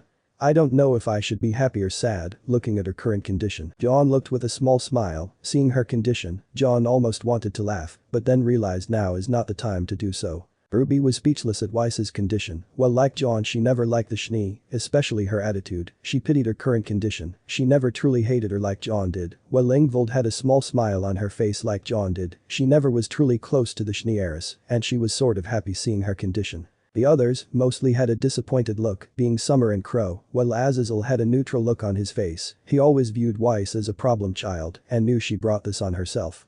Ozpin, Blake and Yang had a look of pity for their student teammate seeing her condition. Ren and Nora looked at her and wondered what exactly happened. However, before anyone could say anything, Raven spoke. Raven. Now before you ask, or if any of you have questions, here is the long story short. We found her roaming the woods, for an unknown reason. My bandits found her and tried to find any valuables. The only thing we found was some lean which she had in her weapon. Vernal, if you may. Vernal nods and brings out Mertnister, Weiss's weapon. It was indeed a work of art as Raven speaks. Raven. That's all, and aside a scroll and some Schnee credit cards that are worthless, given that they have been deactivated. Weiss tried to speak something as she struggles while angrily glaring at Raven, while the others had no words, they were speechless. Weiss noticed John having a smile, making her even more angrier. John. Raven, I have a request. Raven looked at the boy wondering what is wrong. Raven. Go ahead. John. Remove her mask. I am enjoying seeing her in this state, her pride being crushed, and I am having a lot of fun. John smiled at her, which made Weiss even more livid than she already is. She muffled some words. Ruby looked at John and understood why he is happy. She, along with Yang, made him suffer, while Yang and Blake looked away guilty for their past actions. Raven sighs and responds. Raven. Fine, just try not to kill her, wouldn't want to make a mess in my tent. John nods as Raven approaches the Schnee and removes her cloth which was on the mouth. No sooner that the cloth was removed, Weiss began her tirade. Weiss. Unhand me, you bandits, and what are you doing here? Dolt here to mock me again, that all you can do? First you fake your way into Beacon, and now you have joined the bandits. You really have fallen that low. You are nothing but a weakling, you hear me, and why are you all just standing there? Unhand me. Yang. Wow, she really hasn't noticed any of us. Yang spoke in a low tone, while narrowing her eyes. Azazel spoke. Azazel. I know, right? Besides, I wonder why John asked to remove the cloth. It was better off when her mouth was shut. Summer. I am curious as well, what is John thinking? Raven. I have a feeling that we will find out soon. Raven had already felt back when Weiss started yelling. She spoke in a low tone just like the rest. Meanwhile, John finally spoke. John. You are talking a whole lot of shit for someone who just had been captured by bandits despite your training. Weiss. The rest were also silent, while Crow and Raven gasped, with the latter's gasp changing into a smirk. John. What's wrong, Weiss? Is your dust not working anymore? Weiss. John. Even your family, your team, the people that is supposed to like you, don't like you. Weiss. Raven spoke silently. Raven. Oh, this kid is good. Summer. Agreed, and I couldn't ask for a better son-in-law than anyone else. Summer spoke silently, yet there was some pride in her voice, as Ingvild was recording the whole conversation using her scroll. Ruby. Why are you recording this? Ingvild paused and spoke. Ingvild. To send it to Issei and Rias, they are missing out on a lot of stuff. Ingvild continued and Yang spoke. Yang. Geez, Weiss is getting burned, and I highly doubt ice dust is gonna fix that burn. Blake nods in agreement as the rest silently agreed. Azazel shed a tear of happiness, seeing him roast a problem child. John. Don't hate me cause I have a good and loving team. Maybe if you got rid of that yee-ass personality and clothing sense, maybe you would find someone that would love you genuinely. Weiss was gobsmacked, the group were trying their best not to laugh. John. Better yet, maybe Ruby might consider your friend if she stops having her cookies. Ruby then spoke softly to Yang. Ruby. And that is never gonna happen. John then snarled. John. Backrooms. Weiss was in tears, she then spoke. Weiss. Oh why do you have to be so rude? Aha aha. Weiss cries after this and John spoke. John. You literally started it. John then turned back as Ingvild stopped recording. She then sent it to both Issei and Rias, who would get the message whenever they can. Scene change. In the Backrooms, 5:30 p.m. Level 11. Issei. Holy shit. Issei was laughing at the roasts like anything. Even Drake and Bell along with Rex were enjoying the roasts. Drake. Your leader certainly knows how to roast someone, especially a spoiled bitch. Bell. Totally, I enjoyed every single word of that. Rex. Me likey. Drake. I could not agree anymore. Now I just hope she evolves from being a spoiled brat into something tolerable, maybe decent. Issei looked at him with a sweat drop and spoke. Issei. Don't get your hopes high. I have a feeling that she might regress back to what she always was. Drake. I guess you are right, partner. That is when their conversation is interrupted by a man in his 30s. He was Johnny Cage, and he was here since Anya could not walk much given her pregnancy. Johnny. The portal has opened up, only now you can go and look for them. Issei. Alrighty then. Johnny. By the way, what were you laughing on? Issei. I will let you know once I am done, alright see ya. Johnny. Bye kid, all the best. Issei nods as he heads to the portal, with Johnny turning back to walk back to tend to his wife. He needed to be there to care for her. Scene change. In Remnant, 5:45 p.m. Ingvild. Seems like Ice has seen, but Rias seems like things are bad back home. Raven. Man, I like this kid. Ruby glared at Raven as she spoke. Raven. In a rhetorical sense, get your mind out of the gutter Ruby. Raven then facepumed as she sighed. Raven. You and your mom are one and the same. Summer. Hey. Crow. She has a point short stack. Summer. Not you too Crow. Summer looked at the two with an annoyed expression. Azazel then continued. Azazel. That's my boy. Ozpin. Azazel, that was kind of harsh. Azazel. So? Azazel looked at him with an uninterested expression. Ozpin. Why do I even bother? Ozpin sighed. He had to agree that Miss Schnee had this coming. Yang and Blake comforted her, even when they did not want to, after which John spoke. John. So what now? Raven. I was thinking of helping you guys, but I have a better plan. Raven then explained what had happened 2 days ago. Scene change. Flashback. Raven sensed 4 people heading towards her camp. She then asked. Raven. Vernal, open the gates, send our visitors in here. Vernal. Are you sure? Raven.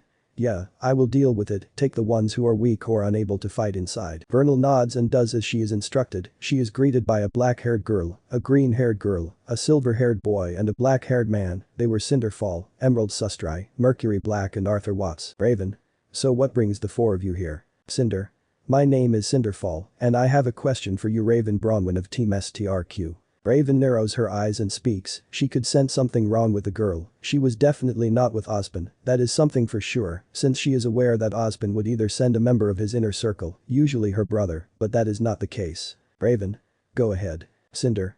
Do you have hatred towards Ozpin? Raven widened her eyes. She understood that she is affiliated with Salem. She needed to tread carefully. Even though she could take the team down, she still cannot let her guard down. The only option she could do is lie. Raven. Yes I do. Cinder. So we both have something in common. Raven. Get to the point. Mercury got angry at this and spoke. Mercury. Why you? Cinder kept her hand in front of Mercury, calming the boy down. She glared at him, preventing her from doing anything reckless. Arthur.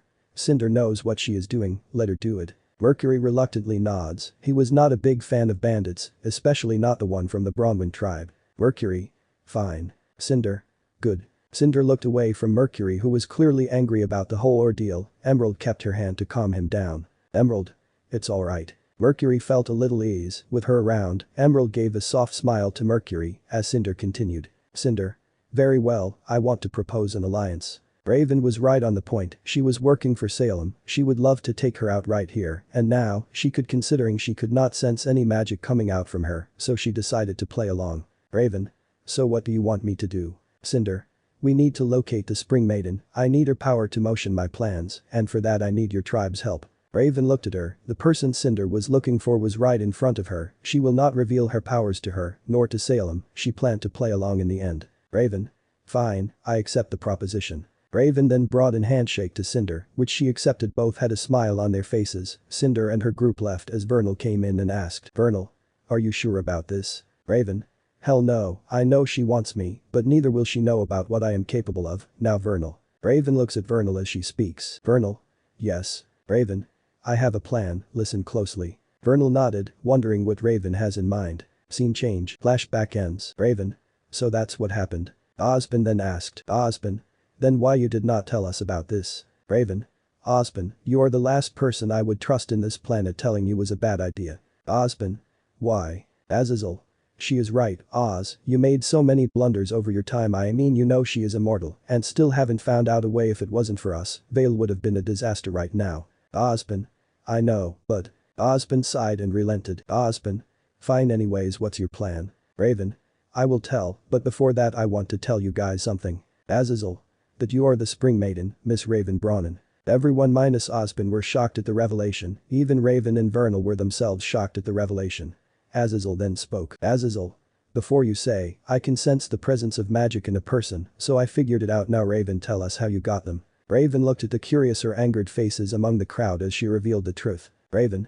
Alright, it was gonna come out one way or another. The one before me was very weak, she could not even fight properly, let alone use her powers. I took her in, trained her in a tribe, as a bandit, since Lionheart did not do his job properly. During a Grim assault, she fought able to fight against them, under my training, however she was overwhelmed. The Grim was too strong, the Grim was under one of Salem's servants, he backstabbed her, fatally injuring her. I killed the man in anger and retribution. In her last-ditch effort, she handed me her powers, transferring her to me, thus I became the new Spring Maiden. And that's not all, I had to be on the run ever since. Being a Spring Maiden, I was pretty much a target for Salem and her group. After that I had to leave Tai and the rest of my team and family. I did not want to risk the lives of you guys, especially your Yang, that is why I ran away. Raven continued in a sad tone while looking down. Yang? Mom. Yang was teary-eyed, she tried her best to calm down, as even Summer had something similar. Crow looked away ashamed of his past treatment towards, the others looked at her in pity. Raven then spoke. Raven? Yang, I know I abandoned you, and for that I am guilty. I do not expect you to forgive me, and when this is all over, maybe I can come back, as a family. Yang. Mom. Yang wipes her tears, as she speaks. Yang. I know you will, Mom, I know you will. Summer does the same as she speaks. Summer. So what's the plan? Raven. So here it is. Raven then informs the group of the plan, as they intently listen to what's their plan. Raven also informed them not to trust Leonardo Lionheart, given his nature. Scene change. Time skip brought to you by Chibi Tai, teaching Chibi Issei some puns, while Chibi Ingvild and Chibi Ruby drag him away by force. Summer. Alright, thanks for the help Raven. Raven. Anytime, old friend. Summer. And when this is all over, we should be a family just like we used to. Raven. Yeah, maybe I can be with you guys. Summer smiles as they walk away. Raven then looks away as she speaks softly. Summer. Maybe. One day this will all be over. Scene change. John. Remind me, why is she coming with us? John pointed towards Weiss Schnee, who had been given her weapon back. Raven literally begged the group to take her, given that she was a problem even to them. They eventually had no choice and relented, since Raven is helping them a lot. Weiss. Hey. Azazel. You know how Raven pleaded with us, and besides you can just throw her off the ship anytime if she is annoying. I doubt she would survive. Weiss. No, please. Azazel. Just shut it, problem child. If I hear you whimpering or yelling, I swear to I will throw you off the flying ship, and I don't care if I have to face your family for that. Weiss shuts up at that, as Ozpin speaks. Ozpin. I would request you to try not to do that. Azazel. I know that even you sometimes want to get rid of this problem child. Ozpin nods in agreement with that, as Azazel sighs. Blake and Yang look at Weiss and think that this journey got a lot more problematic. Summer then speaks. Summer. I am glad that Issei is not here now, Azazel. Azazel. For once yeah, he really did not like the Schnee, and well one thing is for sure, it would make this journey more difficult. Ingvild. Well, our group has become bigger, and Ruby.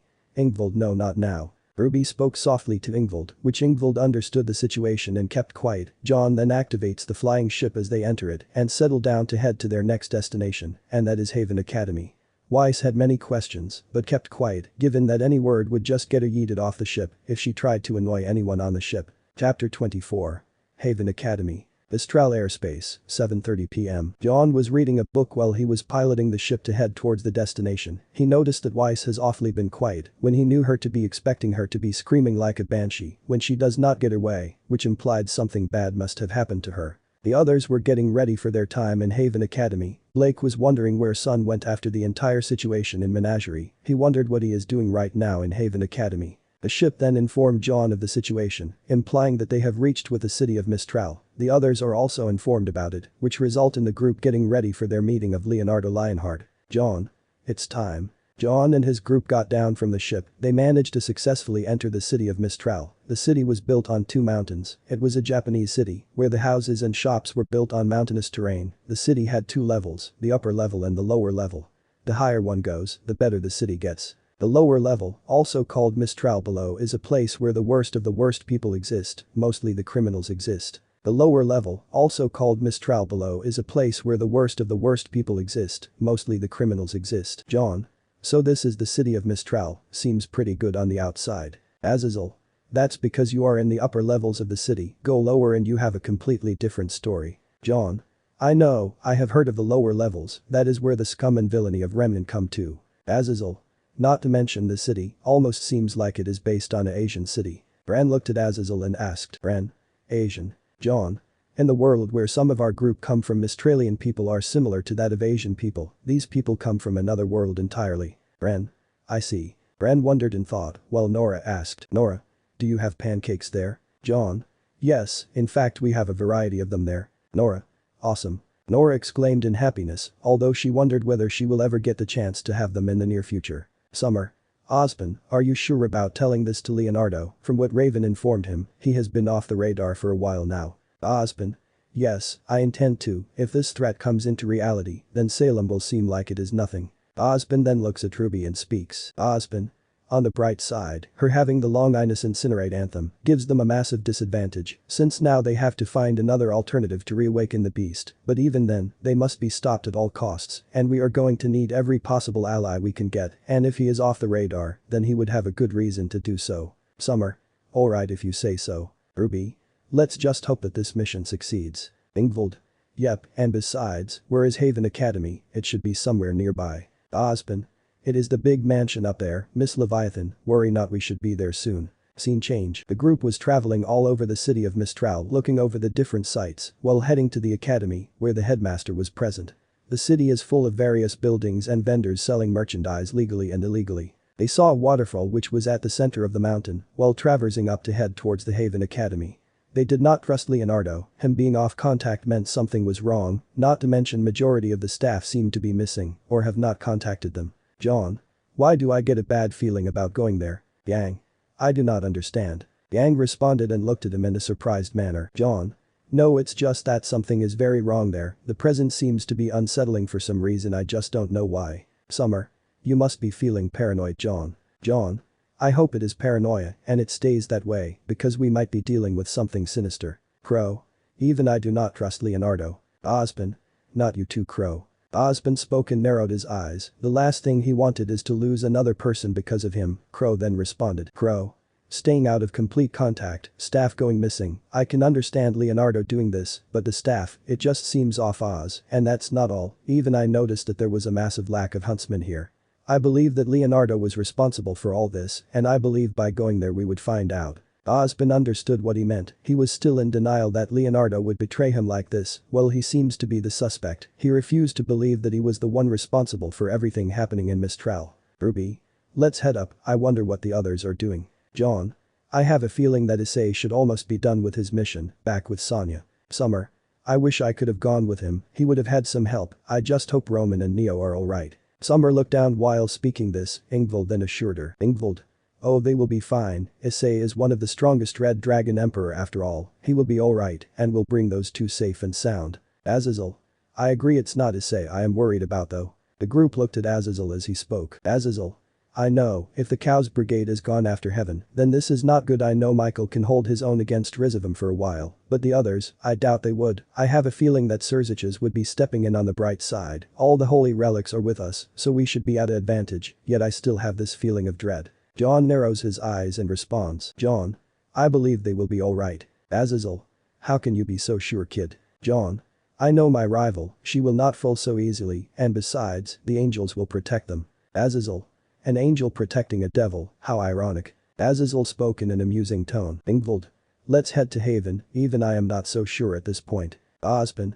Let's stay positive and hope that everything goes well. The group nodded, albeit reluctantly, as they traversed higher to the highest point at Mistral, where Haven Academy is located. Scene change. The group managed to reach Haven Academy. They reached the outer courtyard where they saw that it was a Japanese-style mansion, with courtyards meant for training. They reached the outer courtyard where they saw that it was a Japanese-style mansion, with courtyards meant for training the students. They saw the main building was the largest amongst all the others. As the group headed inside, they sensed something off, right from the get-go. Azazel then spoke. Azazel. I sense a dark presence inside of the academy, as well as only one person inside the academy. Oro. So I was right. Ozpin looked down in sadness, even Lionheart has betrayed him. It is not the first time someone on his side had betrayed him, given his reincarnations. There are people that have switched sides out of fear or hatred. Despite this, Lionheart, along with Ironwood and Theodore, were the two people that would least betray him, and yet one of them has already turned his back on him. Summer. Don't blame yourself, Ozpin, he knew what he was getting into, he made his choice, and it is about time we confront him. Crow. I would certainly like to beat him down a peg for his betrayal. John. Count me in on that, Crow. Summer. Aside from that, guys, stay on guard and have your weapons at hand, we might have someone else to deal with. Yang. Right. Yang, Ren, Nora and Blake had their weapons ready. Weiss also did the same soon, with Ruby removing both her Incinerate Anthem and Crescent Rose, ready to face her enemies. John activated both his blades. John. It's time we confront a fearful lion. The group nods as they head inside, prepared for what comes next. They were aware of Raven being a double agent that would help them, and even she warned them against Leonardo Lionheart, knowing that he would turn on them. Scene change. The group entered inside the inner halls, which was a spacious building leading up to the headmaster's office, which contains a statue of a that conceals the Haven Vault. The interior is colored with greens and browns. The statue leading to the vault is flanked by 2 stairways that join together at the top. There is an upper walkway that can be accessed by flanking stairways near the hall's entrance. The walls are decorated with various paintings and blue banners bearing Mistral's symbol. The lower floor also had some trophy cases. Azazel. I presume that's Jin, right? Ozpin. That's her, alright, the being that can be summoned by gaining the Relic of Knowledge. John. Jin, as in the fairy tales. Ozpin. Indeed, Mr. Ark, that's her. Now where is Lionheart? Crow. That traitor must be in his office, let's deal with him right here and now. Summer. No, look up. The group saw a middle-aged man with a mane of tan gray hair and a beard. He had a tanned complexion with brown eyebrows and dark brown eyes. He also wore a white dress shirt under his coat, a western necktie, and carried a pocket watch with a lion head on it as an emblem. Lionheart also wore dark brown slacks and dress shoes. He had a tail of brown in color, signifying his frontis trait, that being a lion. He had a tail of brown in color, signifying his frontis trait, that being a lion. Crow. There he is. Crow growled at the traitor as Ozpin called out to him. Ozpin. Lionheart. Lionheart looked at the group, shocked by their arrival. He then stuttered. Lionheart. Oh Ozpin, you did not inform me we're coming. Ozpin. I believed it would be best if we considered talking about it in private, and why do you seem so shocked, like you feared that we would come? Lionheart looked away, understanding what Ozpin was getting into. After all, he had been reporting everything to Salem. While scanning the group, he felt the piercing stares of both Azazel and Summer as they stared directly into his soul. They knew that he was lying, so he spoke. Lionheart. I think we should speak inside the office, if that's alright. Ozpin. Very well, if you see fit. Lionheart nods and heads there. Azazel speaks. Azazel. Why did you not confront him, right then and there? Ozpin. Because I. Crow.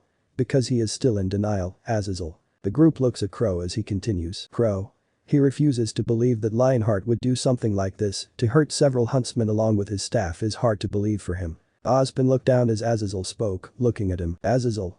In my long life, Ozpin, I have dealt with many traitors in my faction. Many fallen angels have betrayed Grigori for their own personal pleasures and views. Sentinel, Kakabiel, Raynor, Cowrner, to name a few. They did not believe in my views and went rogue. I know it hurts, but you got to keep moving on and do what must be done, and now, you have to confront that man. The group looked at Azazel with interest. Surely he has been through a lot. The ones that knew him know that he was the oldest amongst the group, having been a veteran in the Great War, while Ozpin looked at him and spoke. Ozpin.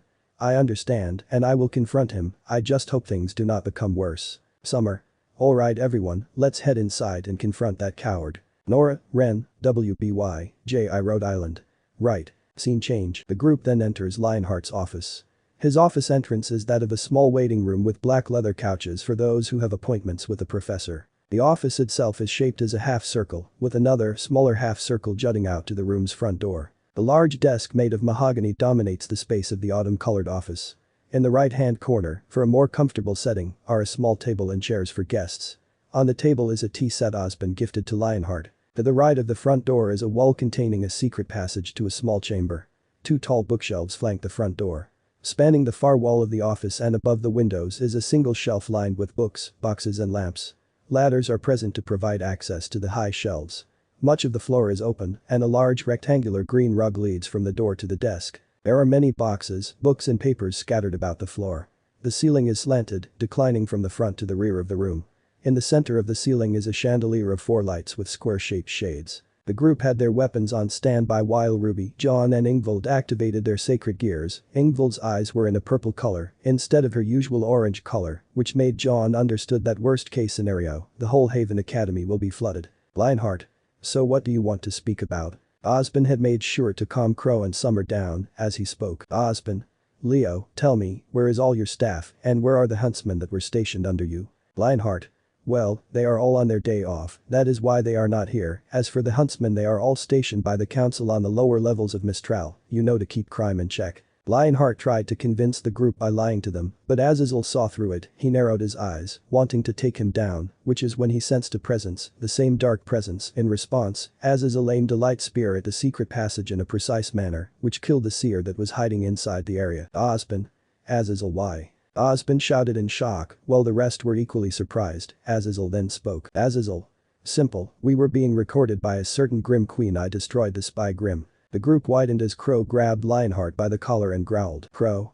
You sold us out, you traitorous lion. Crow seemed really furious, as the rest of the group activated their weapons ready to fight, which is when Ozpin asked. Ozpin.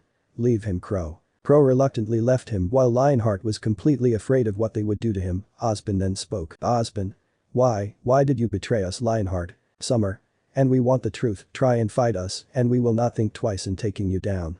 Ozpin's voice was full of sadness and anger, while Summer was furious. That is when they heard an unexpected voice. Raven. Simple. The group turned their attention to Raven as she spoke. Raven. He is a coward, like me. He believes that Salem cannot be killed. He ratted everyone out and got them killed as Salem demanded him to do so. He had them stationed at locations where nobody would notice, and Salem then killed them using her pawns. The group got ready to fight as Ozpin, who was not angry, demanded. Ozpin.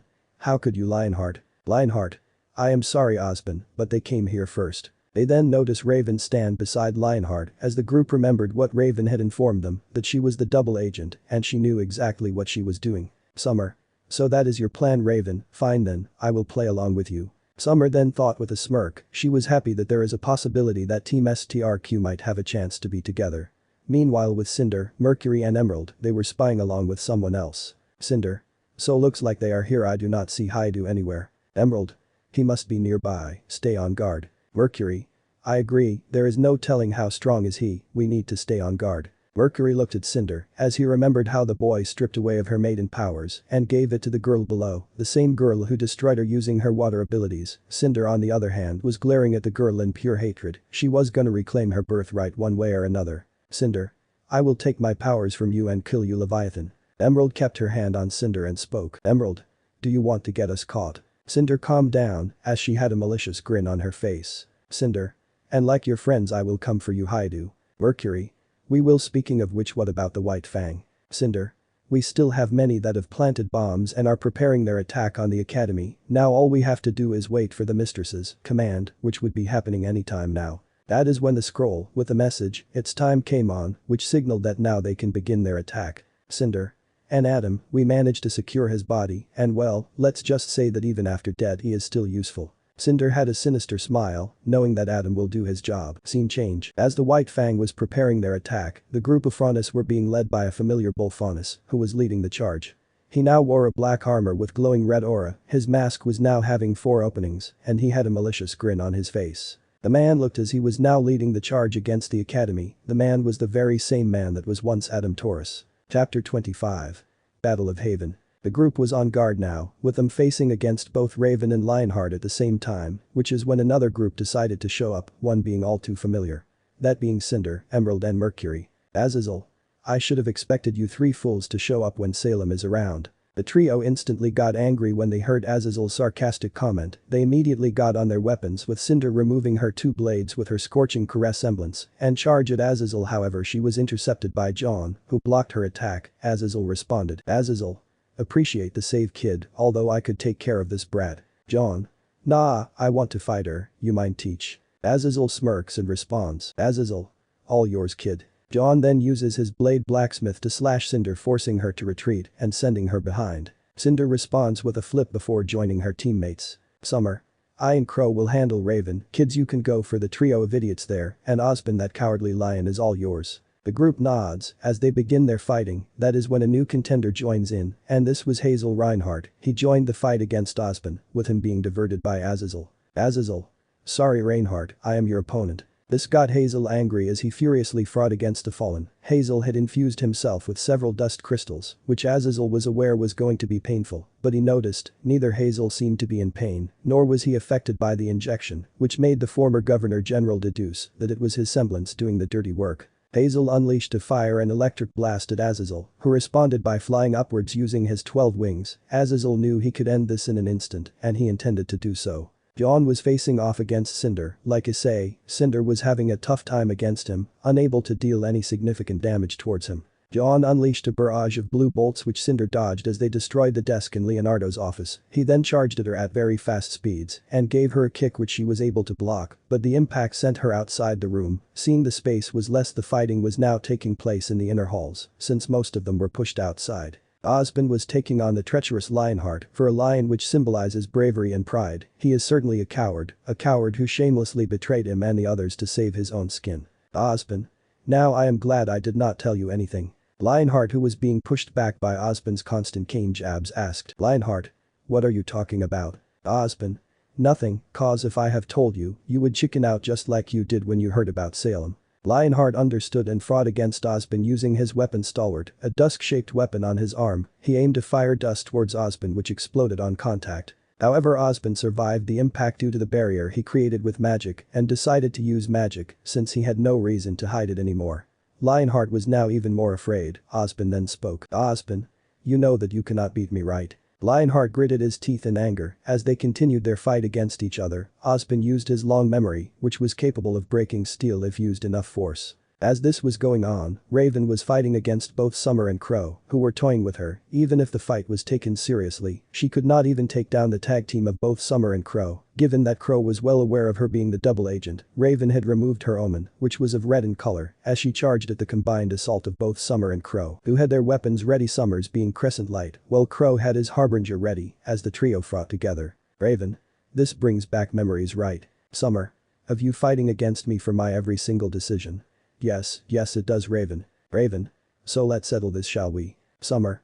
You bet. The two girls charged against each other while Crow kept his weapon down and spoke. Crow. And they left me alone, again. Crow sighed as he charged at Raven, who was now having difficulty dealing with the combined efforts of Summer and Crow. Raven. Damn it. Raven was keeping an eye on Cinder. She was aware that she was after the maiden powers. Raven knew that Ingvild was the current fall maiden, and she seemed to be in well control of them as she managed to push back Emerald. The kids were facing off against Cinder's group, with JNR holding off Cinder. Ruby and Yang were fighting against Mercury, while Ingvild and Weiss were taking on Emerald. Cinder was gritting her teeth. The trio were literally pushing her back, but then she realized she had something she could use against the Ark. Cinder. I have something special for you can come out now. A feminine figure came out, who had white hair. She now wore a black armor, black leggings all the way till her knees, a dark blue skirt and a black overall coat. She also had a black plate on her hair. She had a silvery black armor covering her chest as well as abdomen area, and had hand plates and covering her arms. Many widened their eyes, but the most shocked was John. He immediately recognized who she was, his twin sister Jean Arc. He then spoke. John. Jean, why? As much as John hated his former family, the last thing he expected was Jean to outright become this, a twisted version of herself, considering the Jean back then was already terrible, but now she had become worse, way worse. Jean. Hello, brother. Jean then turned to Nora and Ren, who were equally shocked as she spoke. Jean. My former teammates, Nora, Ren. Jean then turned to her former friends. Jean. And my former friends, Weiss, Blake and Yang. It is a pleasure to meet you, shame it won't last for long. Jean then charged at Nora and Ren, intending to take them on. John, who was in utter disbelief, had the intention to destroy Cinder, the latter having a maniacal grin on her face. John was livid now. He was gonna destroy her tonight. John's hair covered his eyes, and he had a dark glare. He then spoke. John. Balance break. In a split second, several holy swords were formed around John. These swords then compassed themselves into a dragoon. The dragoon made of holy swords, with blue lower wings, as the dragoon roared at the former fall maiden. John and the dragoon then charged at Cinder, who was now worried about facing the duo of the dragoon and John. Nora and Ren were facing off against Jean, who was able to hold her own against them. Ren was at his most emotional state, given that their letter outright betrayed them for an unknown reason, but Ren had an idea why she did it, jealousy and hatred towards her twin brother.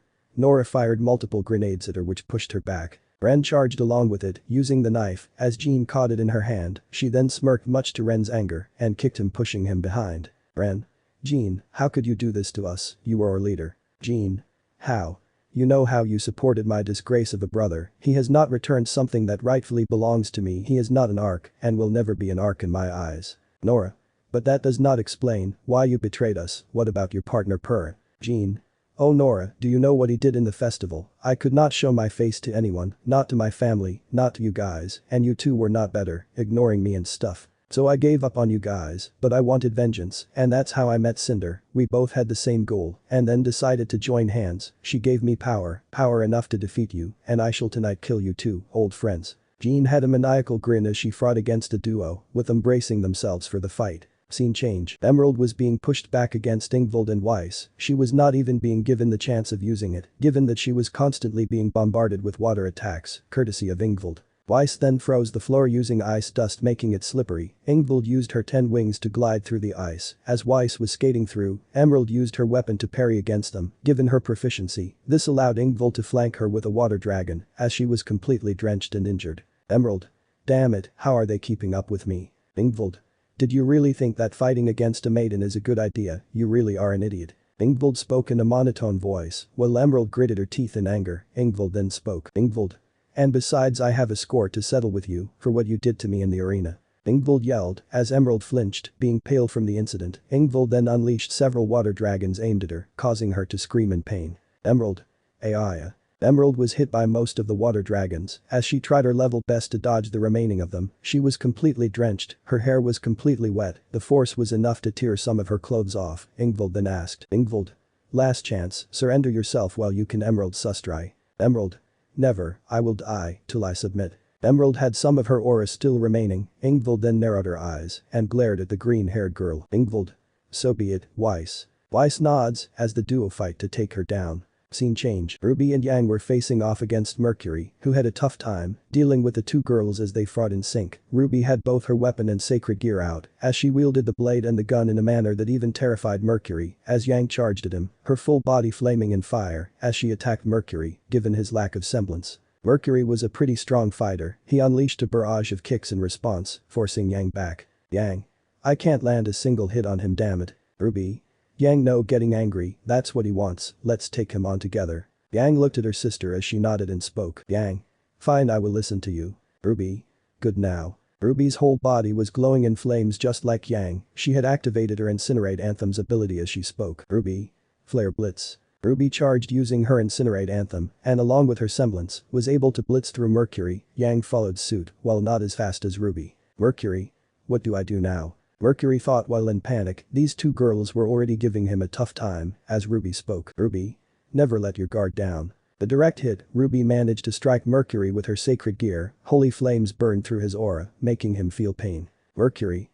It burns, it burns. This allowed Yang to strike him in the jaw, sending him flying towards a distance, his body hitting the ground several times till he used his boosters inside his prosthetic legs to get himself on the ground, standing on his 2 feet. He once again got into his stance, ready for round 2. Yang. Looks like he is ready for another one. Ruby.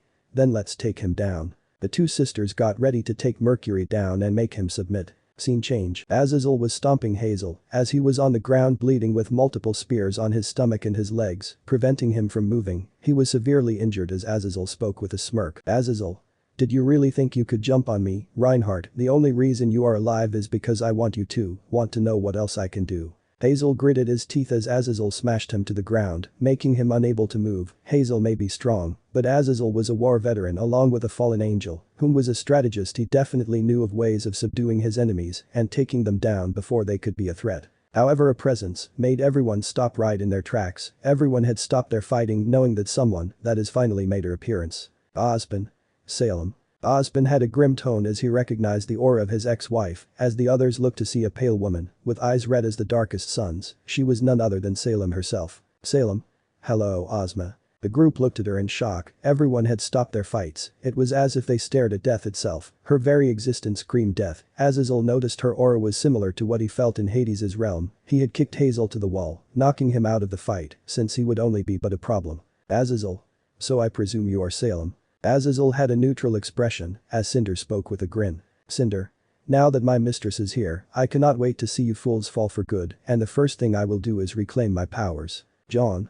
Ingvild, watch out. John warned Ingvild as Cinder had a malicious grin as she lunged towards Ingvild in an attempt to reclaim her powers. By killing her, Ingvild tried to defend herself, which is when her attempt was stopped as a person grabbed her arm in a tight grip manner, preventing her from releasing it. Cinder. What? Cinder angrily exclaimed as the person spoke. You never learn, do you, Cinderfall? Ingvild's eyes widened when she heard the voice. It was Issei's voice. Even the rest were equally surprised, as Azazel had a smirk and spoke. Azazel?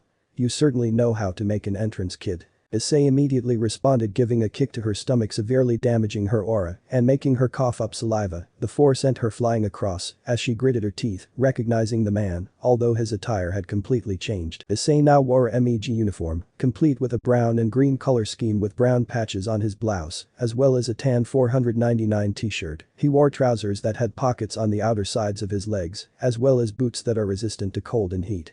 He also wore a black-colored sunglasses, which was a $500 sunglasses. Issei.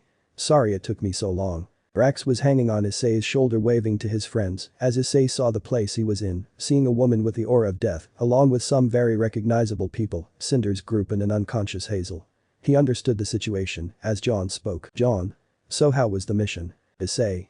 Complete success. They are all right now, we need to complete this mission. Issei got into his battle stance, which was his arm in an upright manner in a defensive position.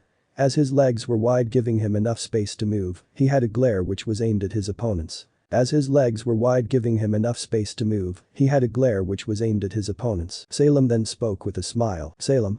Well, if it isn't Issei Haidu, we finally meet in person, and Summer Rose, it seems you are still alive, despite what I did. Salem smiled, looking at the two people, as Summer snarled. Summer? Surprised. Summer spoke with a grin. She was definitely gonna get back on this grim bitch for what she did to her all those years back. Issei then looked at her in surprise. For him she looked more akin to a sickly lady rather than intimidating. For Issei he viewed her as anything but intimidating. He then spoke. Issei. Salem, huh? You are more uglier than I expected. Salem lost her smile, although she was not angry, more like annoyed. Cinder was furious when Issei called her ugly. She wanted to charge, however Salem stopped her. She wanted Issei alive, while Cinder wanted him dead. Salem wanted a boy like him to join her cause. She then spoke. Salem. Your power, why not join my side, boy, I will give you anything you desire. The group looked at Issei, wondering his choice. Issei then spoke. Issei. Why should I join someone like you, who wants to destroy everything, like for real? I have everything what I want wherever I am. I do not desire anything else. Sorry Salem, the last thing I would do is join you. Issei spoke with confidence, while Ingvild blushed and the rest smiled, minus Salem's circle, who was furious at Issei's choice. Salem narrowed her eyes, not in anger, but in disappointment. She then spoke. Salem.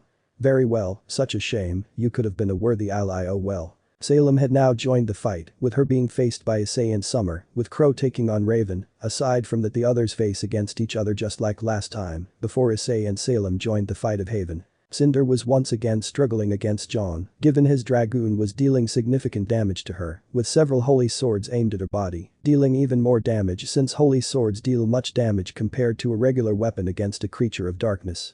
Cinder charged with whatever strength she had and headed towards the vault. Raven followed suit, with her pushing Crow back. Crow did not bother to give chase to him, as Summer and Issei were fighting. Summer immobilized Salem temporarily with her silver eyes, as Issei, who was in his Cardinal Crimson promotion, fired a crimson blast at Salem, severely damaging her. Salem was able to regenerate, but she felt the pain, and it stung. Issei. Stings, doesn't it? Salem was now angry, with her eyes glowing in red, as she glared at Issei, who spoke. Issei. I am gonna put some dirt in your eye. Salem fired a magical blast aimed at Issei, who responded with a dragon shot. Summer came from the side, and while using her silver eyes, she weakened Salem and sliced her arm, which did regenerate, but it felt the pain. Issei. If there is anything I learned in my fight against Riser, it is that your body is immortal, but your mind is not, and besides your immortality is not all that impressive. I have seen better. Salem was now livid. This dragon has been mocking her ever since he made his first appearance. As for Issei, he was aware that Salem cannot be killed by conventional means, and he did not want to use Drag, since this would destroy the entire academy, which is something he could not risk, and the same was for Bell. Issei had to make do with his current situation, even though the two would not mind being summoned since Drag wanted a piece of the situation, given that he could pretty much burn every single trace of the girl, since he could use a weaker version of the move that even made the gods fear him. Blazing inferno of scorching flames. Issei had also gotten better in using the moves reanimation and graveyard. With the entities and people he managed to slain, he could collect their souls, allowing to use them for battle against his foes, something which allows him to use entities like partygoers and hounds to fight alongside him, giving him a massive advantage. Issei. Dividing Wyvern Fairy. Issei activated several white dragon wyverns as they sucked out the magical power off Salem. Salem felt herself weakened as she staggered. The power was then placed on Issei's cannons as they started charging, and they fired a blast onto her, damaging her severely. She then saw Summer, damaging her with her scythe, decapitating her hand. Salem. Aya. Salem was surprisingly being pushed back given the duo's combined assault, making her wonder how strong have they become given their absence. Summer always was a threat, that is why she had her killed, but with Issei protecting and guarding her, there was nothing she could do. Salem regenerated her arm, which is when Issei then noticed Cinder missing. Issei. That bitch. Greg.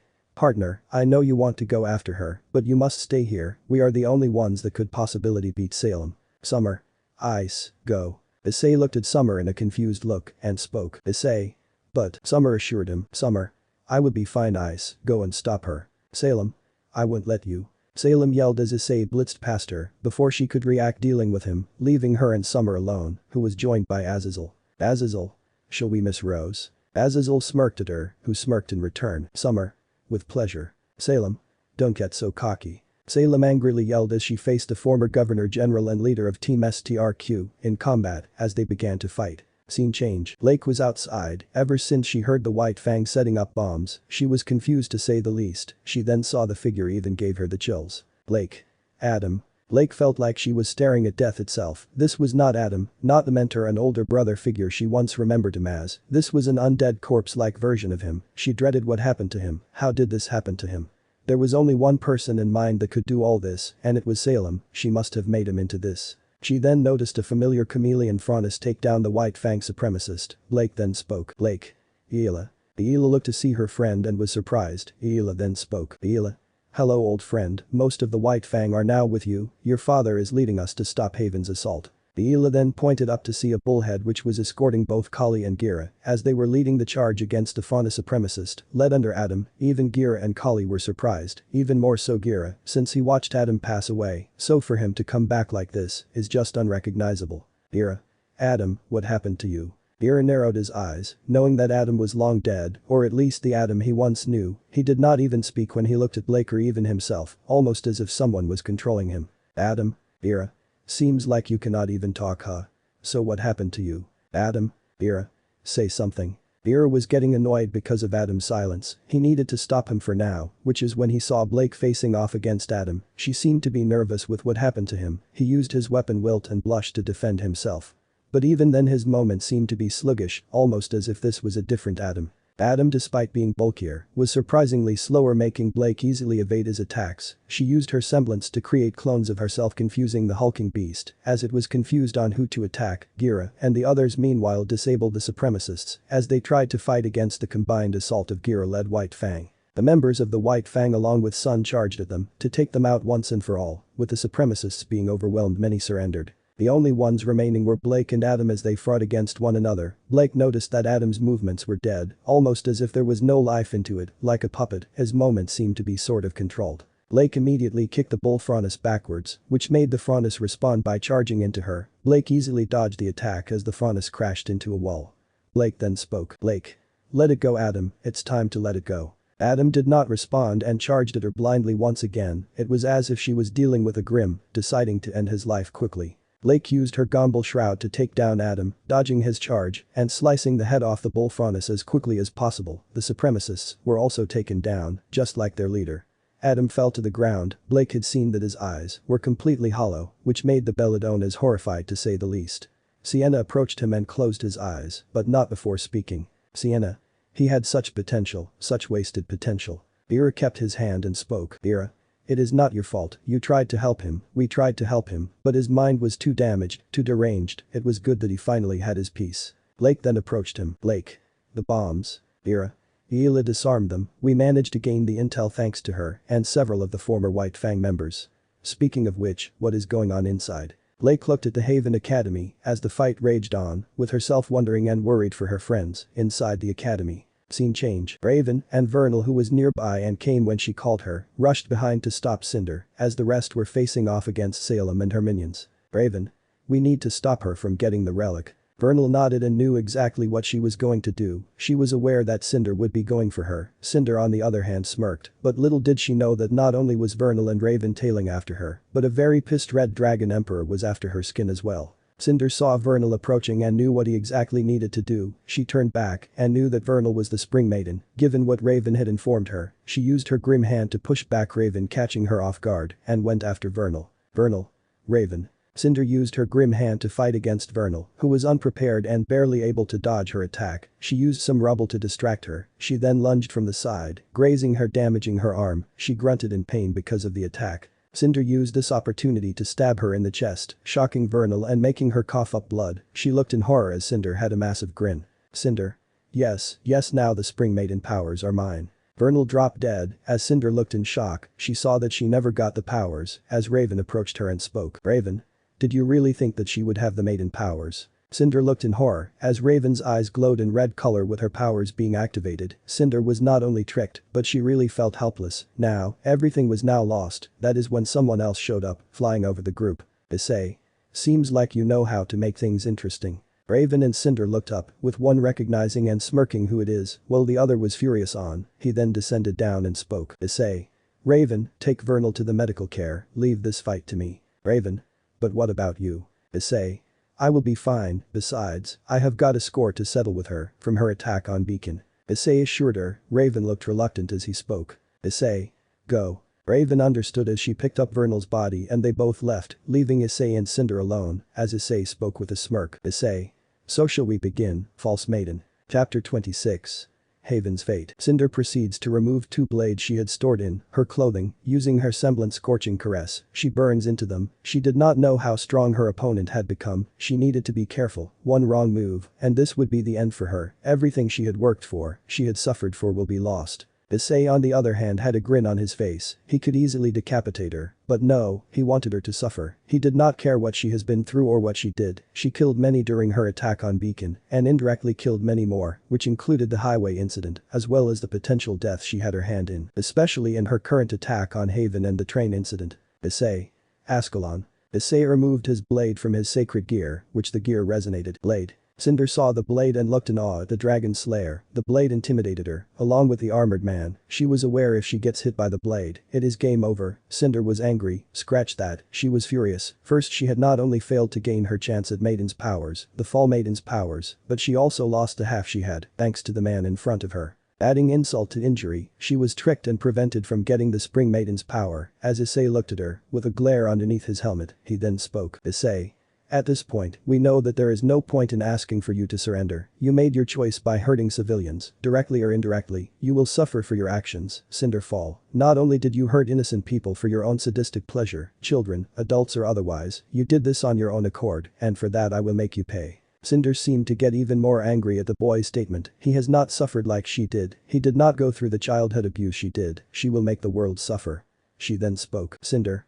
You don't know what it feels like to suffer. Hide you Issei, how dare you think you have not suffer. You do not know every day what it feels to suffer, and I will make sure the world suffers just like I did. Cinder screamed into the boy, who looked with her in a deadpan expression, as he spoke. Issei.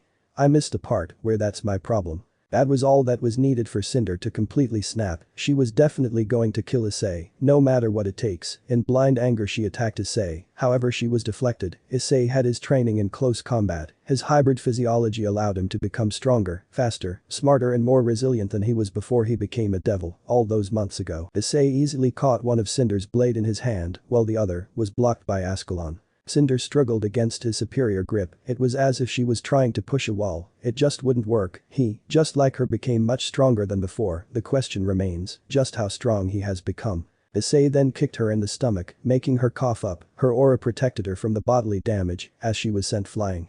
Issei followed it up with a series of consecutive punches to her stomach, making her feel the pain of every single punch. However, it was not strong enough to disarm her completely. Issei reduced the power of the strikes to prolong her suffering. Issei reduced the power of the strikes to prolong her suffering. Cinder was sent flying as she managed to get a grip and stand on her feet. With whatever strength she had, she blitzed through Issei and tried to graze him. Issei took some damage as she managed to destroy some of the armor, as she had a grin, thinking that maybe she can at least kill this boy. Issei. Look at you, celebrating by grazing me a little bit. Well, I admit that I was caught off guard. It is not enough to put me down. Well, you gotta try harder. Issei increased his aura, making Cinder look at him in pure fear. She then heard it, the voice that would terrify her. Boost. Boost. Boost. Boost. Boost. Issei increased his abilities by 10 times to make sure Cinder felt the pain. He then spoke. Issei.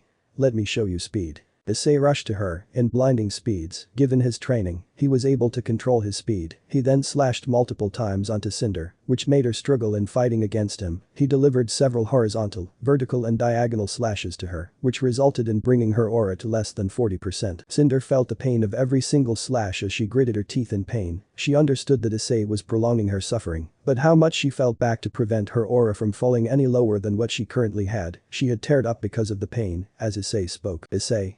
Oh, look at little Salem Jr., gonna cry. Cinder was really furious as she used her grim augmented strength to fire a black tendril into the boy. Issei knew that this was Salem's doing, and he braced himself. Issei. Drag, Bell, transfer all my power to defense. Dragon Bell. Got it. The tendril damaged Issei, but Cinder was shocked when Issei was unfazed. He then spoke. Issei. Is that all you got? Now dig on this. Issei dodged another tendril aimed at him. He responded by firing a dragon shot, which exploded on impact, forcing her behind. As soon as the dust settled, Issei was close to her face. Before she could react, Issei grabbed her face and slammed it to the ground, making her cough up. As her body thumped above. Issei. It's time to end this. As the fight inside was going on, Raven managed to get Vernal outside, who was barely able to keep her eyes open from her one-sided death against her. She was not expecting this. This was akin to a worst-case scenario, where Vernal would die a horrifying death. She was told that Cinder did not have her maiden powers. Raven wanted to punish Cinder for what she did, or more akin torment her for her actions. Had it not been for Issei asking, nay commanding her, she would have stayed back. But in the end, he was right. He was aware that Vernal would not live for long, and she needed medical help as soon as possible. Raven. Guys. She reached the hallway, where she saw Salem with multiple spears on her chest, which made it hard for her to regenerate. What's worse is that Holy Light actually is an effective counter to Grim or Grim-based hybrids, just like Silver Eyes. However, unlike Silver Eyes, which are meant for immobilization, Holy Light spears or weapons can outright severely damage them. Raven's call managed to get the attention of Summer. Seeing this, she immediately understood the situation, as she had a backup Phoenix tear in case anyone fell in the battle. She then placed it on Vernal's wound as it healed up. She then woke up as Raven spoke. Raven. This is all my fault. I never knew she would do such a thing. Vernal kept her hand and spoke weakly. Vernal. Don't blame yourself, Raven. The Spring Maiden's powers are safe and sound. Raven. Right. Summer kept her hand on her former teammate and spoke. Summer. Vernal is right, Raven. The maiden powers are safe. We managed to secure 2 maiden powers from Salem, but the battle is far from over, and Vernal, you need to rest. Just because your wounds are gone doesn't mean they are properly healed. Alright. Vernal nodded. Summer. Now come on, let's go. Raven. Right. Meanwhile, Salem was shocked that she was unable to regenerate. Even more so, she felt immense pain when she touched those light spears, as Azazel spoke. Azazel. Hurts, doesn't it? These light spears can hurt creatures of darkness. So what are you, Salem, another creature of darkness? Your immortality is only prolonging your suffering. Azazel then prepares another light spear as he speaks. Azazel. Give up. Well, you still can. Your allies have been defeated. Just look around. Salem looked around to see most of her allies have fallen, with Emerald on the ground being surrounded by Ingvild and Weiss, Jean, who had her throat pinned by John's blades, with Nora using her hammer to slam her head if she tried to move. Mercury was surrounded by flames as he saw both Ruby and Yang, ready to burn him in a moment's notice if he ever tried anything funny. Salem. You will not get away with this. I will. I will. Azazel. Will what? Azazel approached Salem in speeds that even shocked her. As she looked at him in surprise, Salem then saw from the corner of her eye Lionheart trying to flee by distracting Ozpin. He was always a coward even till the end. Seeing this infuriated her, as she used her magic to create a piercing bolt that stabbed Lionheart in the heart. The very action shocked many, especially Ozpin and Azazel. Lionheart on the other hand saw a fatal wound on his chest. He then spoke in a shocked tone. Lionheart. Mistress. Lionheart fell to the ground dead. Ozpin himself was in utter shock as Lionheart dropped dead in front of him. Sure, he was a traitor, but he knew that he did not deserve that. He then yelled, Ozpin. Salem. Salem had a grin, which is when she started chuckling. However, it was cut short as Azazel pressed the spear to her throat, making her cringe in pain. Azazel. You fucking slut. Azazel was beyond pissed. He kept pressing onto it as Salem fired a magical blast, pushing him back. She then teleports herself and her forces as she then gathers her forces to one side as they see Issei fighting against Salem and dominating her. Scene change. Cinder was staggering as she saw herself being pushed back. She looked at Issei in pure fear. She tried to use her grim hand to damage Issei. As he started to approach her menacingly, he gripped the blade in his hand. As he put the blade's tip on the ground, he then ignited the blade using dragon flames as Issei dashed, igniting the ground beneath him. Cinder was staggering as she saw herself being pushed back. She looked at Issei in pure fear. She tried to use her grim hand to damage Issei. As he started to approach her menacingly, he gripped the blade in his hand as he put the blade's tip on T. A flame trail was created as he dashed towards her in a blink of an eye. The boosted gear then rang out. Penetrate. In an instant, Issei approached her and in a split second sliced off the grim arm, which she had, slicing it apart, shocking Cinder. He then approached the second hand and chopped it off. Cinder. Emerald. Cinder. Cinder screamed as both of her arms were chopped off. Issei looked down upon her as she looked at her hands, which were now gone and on the ground. Even Ozpin and his group were in shock. Emerald yelled, seeing the condition of Cinder, as she was equally shocked. How can someone be this merciless and cruel? The only ones that were not affected were the ones that journeyed into the backrooms in Azazel, as this is the side of Issei that only the worst of the worst have seen. Cinder. Impossible, my aura should have protected my body. How can this be possible? Issei. One of the abilities is penetrate, which bypasses the defense of an enemy. Aura can also be considered as a sort of defense, right? Simple, this ability is capable of piercing that as well, and besides, your aura would have broken sooner or later. Emerald. You monster, how can you be this cruel? Issei glared at her as she flinched. Issei. Tell that to the lives and victims you guys have taken directly or indirectly, the children's lives you have taken. Now I don't care about your past, you may have one, but I have met people with something similar, yet they do not do the things you have done. Cinder gritted her teeth, while the others wondered what Issei will do next. Given Cinder's situation, she is highly unlikely to do anything. She feared what the boys' next plan would be. Issei. If I ever see you or your cronies again, I will finish what I started. Issei then grabbed her by the throat as she spoke. Cinder. Issei Haidu, I will kill you no matter what it takes. I will get my revenge one day. Issei's own team wondered how stupid she can be as Issei glared at her and gave her a roundhouse kick straight to her face as her nose alone was damaged by the impact, after which Issei entered into his illegal move Triana. Issei. Welsh Blaster Bishop. Change Fang Blaster. Issei entered into his bishop form as the boosted gear announced. Boost. Boost. Boost. Boost. Boost. Boost. Boost. Boost. Boost. Boost. Boost. Boost. Crimson Blast. Issei fired 2 greenish-red energy blasts from his cannons as Cinder took a direct hit. As the beam sent her flying towards a distance, the beam started to consume her as it created a massive hole where Cinder's range was. She was no longer present, there was no trace of her left as Salem's group was shocked at this, minus Hazel who was unconscious from the attack. Emerald had tears in her eyes. She looked up to Cinder, for her Cinder was someone who had given her a second chance. Due to this she screamed, Emerald. Issei Hyaodu. Greg.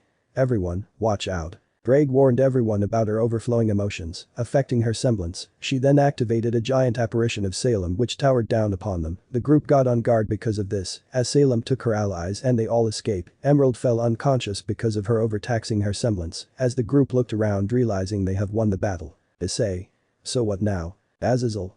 Now we recoup our losses and bury the dead, sorry Ozpin. Ozpin looked at his former friend's corpse as he spoke. Ozpin.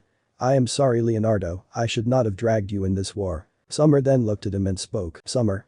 Don't blame yourself Oz, many would be scared of her, but what he did was beyond forgiving. At the very least you should not suffer just because of his cowardly actions. Ozpin. Mrs. Rose. Ozpin looked up and spoke. Ozpin. Fine. The group decided to celebrate, however Drake's voice snapped them out of their celebration mode. Drake.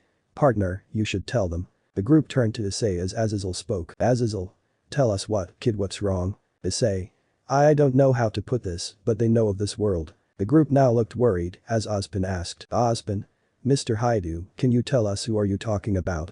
Issei looked in horror as he told the group one organization that would terrify even Azazel himself. Issei. The Cows Brigade. Silence, that was all there is to it. Most of the group was horrified at the revelation. Some that were able to handle stress were in a better position, but even they were terrified as to what was going to happen next. Scene change. Evernight Castle, Land of Darkness, 7:30 p.m. Salem teleported herself and her group to her castle. Needless to say, even with her personally joining in, she still lost. Everything she had planned so far was lost not just once, but twice. She really was furious with the outcome. What's? My lady. Arthur rushed to Salem who angrily glared at him, making him understand to back off. She was not in a mood. Salem. Even after everything, we still lost against them. In anger Salem destroyed the surrounding chandelier, this caused it to fall, shattering it completely. Salem. Even with the power-ups, even with me joining the fight, that Azazel, that Issei Haidu, they still managed to beat us. We even lost Cinder, damn it. However, her voice was not unheard by, someone managed to hear the voice, and he decided to speak. So we have the same enemy it seems, well isn't that right Salem? Mercury, Salem and Watts immediately got on guard from the unknown voice. The man's voice was revealed to be a man in his 40s with dark silver hair and hazel eyes. He looked much like Vali, albeit with longer hair and a beard. He wore an attire similar to Surzich's, with some changes, a white robe, with blue coverings at the edges. He wore a silvery armor underneath his body, with several silvery plating along with his entire body. He had a grin on his face. Salem noted that she sensed a negative aura coming from this man. Salem. Salem. Who the hell are you, and how did you get in here? My such uncalled manners, well let's just say I am ally and an enemy of those from another dimension. The man approached Salem, who was not in her full power to confront however he then spoke while pulling her face towards him and spoke. My name is RageRevan Liven Lucifer, I am one would you call your master. RageRevan had a grin on his face, which made Salem flinch back. RageRevan did not know much about this world, since he had just arrived here, and considering Euclid is stuck in prison, back in the DXD world, Salem angrily rebuffed him. Salem. I will never call you master, whoever you are. RageRevan narrowed his eyes as he grinned at the trio. He was aware he could take them on at any time. He knew exactly what he needed to do. He needed to break her. RageRevan. So be it. RageRevan had a grin. In the same blinding speeds punched her in the stomach, making her cough up. Salem responded with the grim tendril she had in store for her, which RageRevan easily protected using his barrier as he unloaded a freezing blast at Salem, freezing the entire area in ice. Salem was frozen right then and there. He then unloaded several bullets of pure demonic energy onto the Grim Queen as she was unable to dodge in time, taking massive damage. Salem. Aye. Salem screamed in pain as the ice shattered and she was sent flying over a distance. Mercury and Watts could only watch in shock and horror as the woman that was looked up to was pretty much being dominated right now. RageRevan once again approached her and spoke. RageRevan. Last chance, join me and you will gain everything you have lost. Salem only looked at the man with a glare as she spoke. Salem. And never. RageRevan narrowed his eyes as he spoke. RageRevan. Alright then, I know exactly what I need to do then. RageRevan then created a massive barrier, preventing her from moving. He then used summoning magic to summon a hammer as he kept wailing on her face. Salem regenerated however, she still felt the pain of every single blow the super devil inflicted on this woman. Salem was completely knocked out from the blows. She took a beating from Ozpin and his group just a while back, and now RageRevan severely damaged her. If it wasn't for her regeneration, she would have been dead by now. RageRevan then kept his hammer in his pocket dimension as he looked at Mercury. He had a fearful look in his eyes. RageRevan then spoke. RageRevan. You there, what's your name, boy? Mercury stuttered. There was no way he could beat him, let alone land a hit on the silver-haired man. Mercury. Mercury. RageRevan then grinned, sensing the fear off the boy. He then approached him and spoke. RageRevan. I am giving you two options. You can either join the Klepeth, which is my organization, instead of her inner circle, bring your friends along with me, and the second option is you may die, so what is it gonna be? Mercury and Watts pondered over their choices. It is either servitude or die. Mercury was the first to step forward as he spoke. Mercury. I will join the organization. Arthur was needlessly surprised as he spoke. Watts. Mercury. Mercury. Sorry, I never liked that woman, and besides, I see no reason in not joining this organization. Salem treated us like garbage, and I would rather die than serve her cause, which she never told us. I hope you tell us your intentions, Lord Lucifer. Arthur pondered over his real choices. He saw no real reason in refusing the man. Arthur then spoke. Watts. I am in, as well, my name is Arthur Watts. Refusing you is the illogical choice, so what is it you want, Lord RageRevan? RageRevan grinned, but he forgot about those two. He then asked. RageRevan. What about those two? Mercury. They will join. Hazel only desires revenge from Ozpin, while Emerald will follow anyone that can lead her. You can bring her on your side, Lord Lucifer. RageRevan rubbed his beard as he spoke. RageRevan. I see. Is there anyone else I need to worry about? Watts. It is Tyrion. He is a Scorpion Phronus. He is a fanatical believer of his goddess that being Salem. He may not join your side. RageRevan. I see. Do not worry. I will find a way to bring him. Watts. Arthur looked at him and spoke. Watts. Yes, Lord Lucifer. RageRevan. Tell me everything you know about this world, and in return I will tell you everything about them. I can give you as much knowledge as you can desire. Arthur ponders for a moment as he speaks. Watts. I will tell you, I just hope you keep your deal. RageRevan. You can count on it. Mercury then asked. Mercury. And what about me, Lord Lucifer? RageRevan. For now, we act in the shadows, we cannot let them know about our real intentions. Once I know more about this world, we will act, and we shall begin our next phase of action. Mercury nodded, as Watts decided to bring every single notes he had about this world. He sighs. In just one night the leadership has changed from someone much stronger than he could possibly imagine. He only hoped he lived long enough for Atlas to fall. Scene change. As this was going on, a bombshell with Chaos Brigade knowing about this world shocked everyone. Issei deactivated his suit and gear, as John then asked, "John? Why, you're kidding, right?" Issei had a look of seriousness, which made everyone understand the situation they were in. Azazel clenched his fists as he demanded, "Azazel? How did they come to know of this?" Issei. "When I came back from here, I was immediately contacted by Great Red himself. He informed me everything. We have spies belonging to the Chaos Brigade. They informed RageRevan about everything, and that is all he informed me." Azazel and his group needlessly looked horrified. They wondered what they needed to do next. Ozpin knew that the Chaos Brigade knowing about this world is anything but good news. Raven. I am missing something. Who or what is this Chaos Brigade? Summer. You were not there, right? Summer then explained of an organization similar to that of the White Fang, or at least what it was beforehand. She then went on to explain their intentions. Ozpin chimed in as he revealed about the Beast 666's existence and its potential threat. Raven. So where is that thing? Raven asked in a shocked and fearful tone. Azazel. It is sealed away. Father sealed it away, giving his own life while trying to do so. Raven. I see. So what do they want with this world? Issei. I don't know. Given that we managed to completely prevent them from getting their hands on the relics to unseal the beast, they must be having other intentions. So what's the plan now? Azazel. Doesn't change. We stop them. I believe they will join forces with Salem and her inner circle. We may have stopped them from unsealing the beast, but there is no telling what they would do next. We need to be on guard. Speaking of which, what about the relics? Raven pondered on giving the relic. Now she realized that the situation had become even worse. She wondered what should be done. Raven. I will lead you to them. Raven did so. As she led the relic of knowledge, they were already inside the vault because of the battle between Cinder and Issei. The group then traveled to the end of the platform, which was glowing. It featured a door to the relic chamber, an elaborate orange doorway situated in a rock wall. Behind it is a large tree with glowing orange flowers. The doorway is constructed out of golden fans layered on top of each other, decorated with a floral pattern. The door itself doesn't actually press up against the rock with a tree, since there is a space between them. There was a chasm hole, courtesy of Issei's Crimson Blast. Raven unlocked the door, which resulted in the floral pattern starts glowing and lights up, while the layers of the fan rotate until the gateway can be crossed. The group were surprised to see a desert at the other side of the door. It leads to another dimension with a vast desert and 3 circular stone platforms, leading to a stone pedestal above which the relic of knowledge levitated. Raven. That is the relic of knowledge right at the center of the stone. Raven then approached the relic and picked it up. Given that she was the Spring Maiden, she then held the relic in her hands as she gave it to Azazel. Raven. Keep it safe, Fallen. Azazel smirked and responded. Azazel.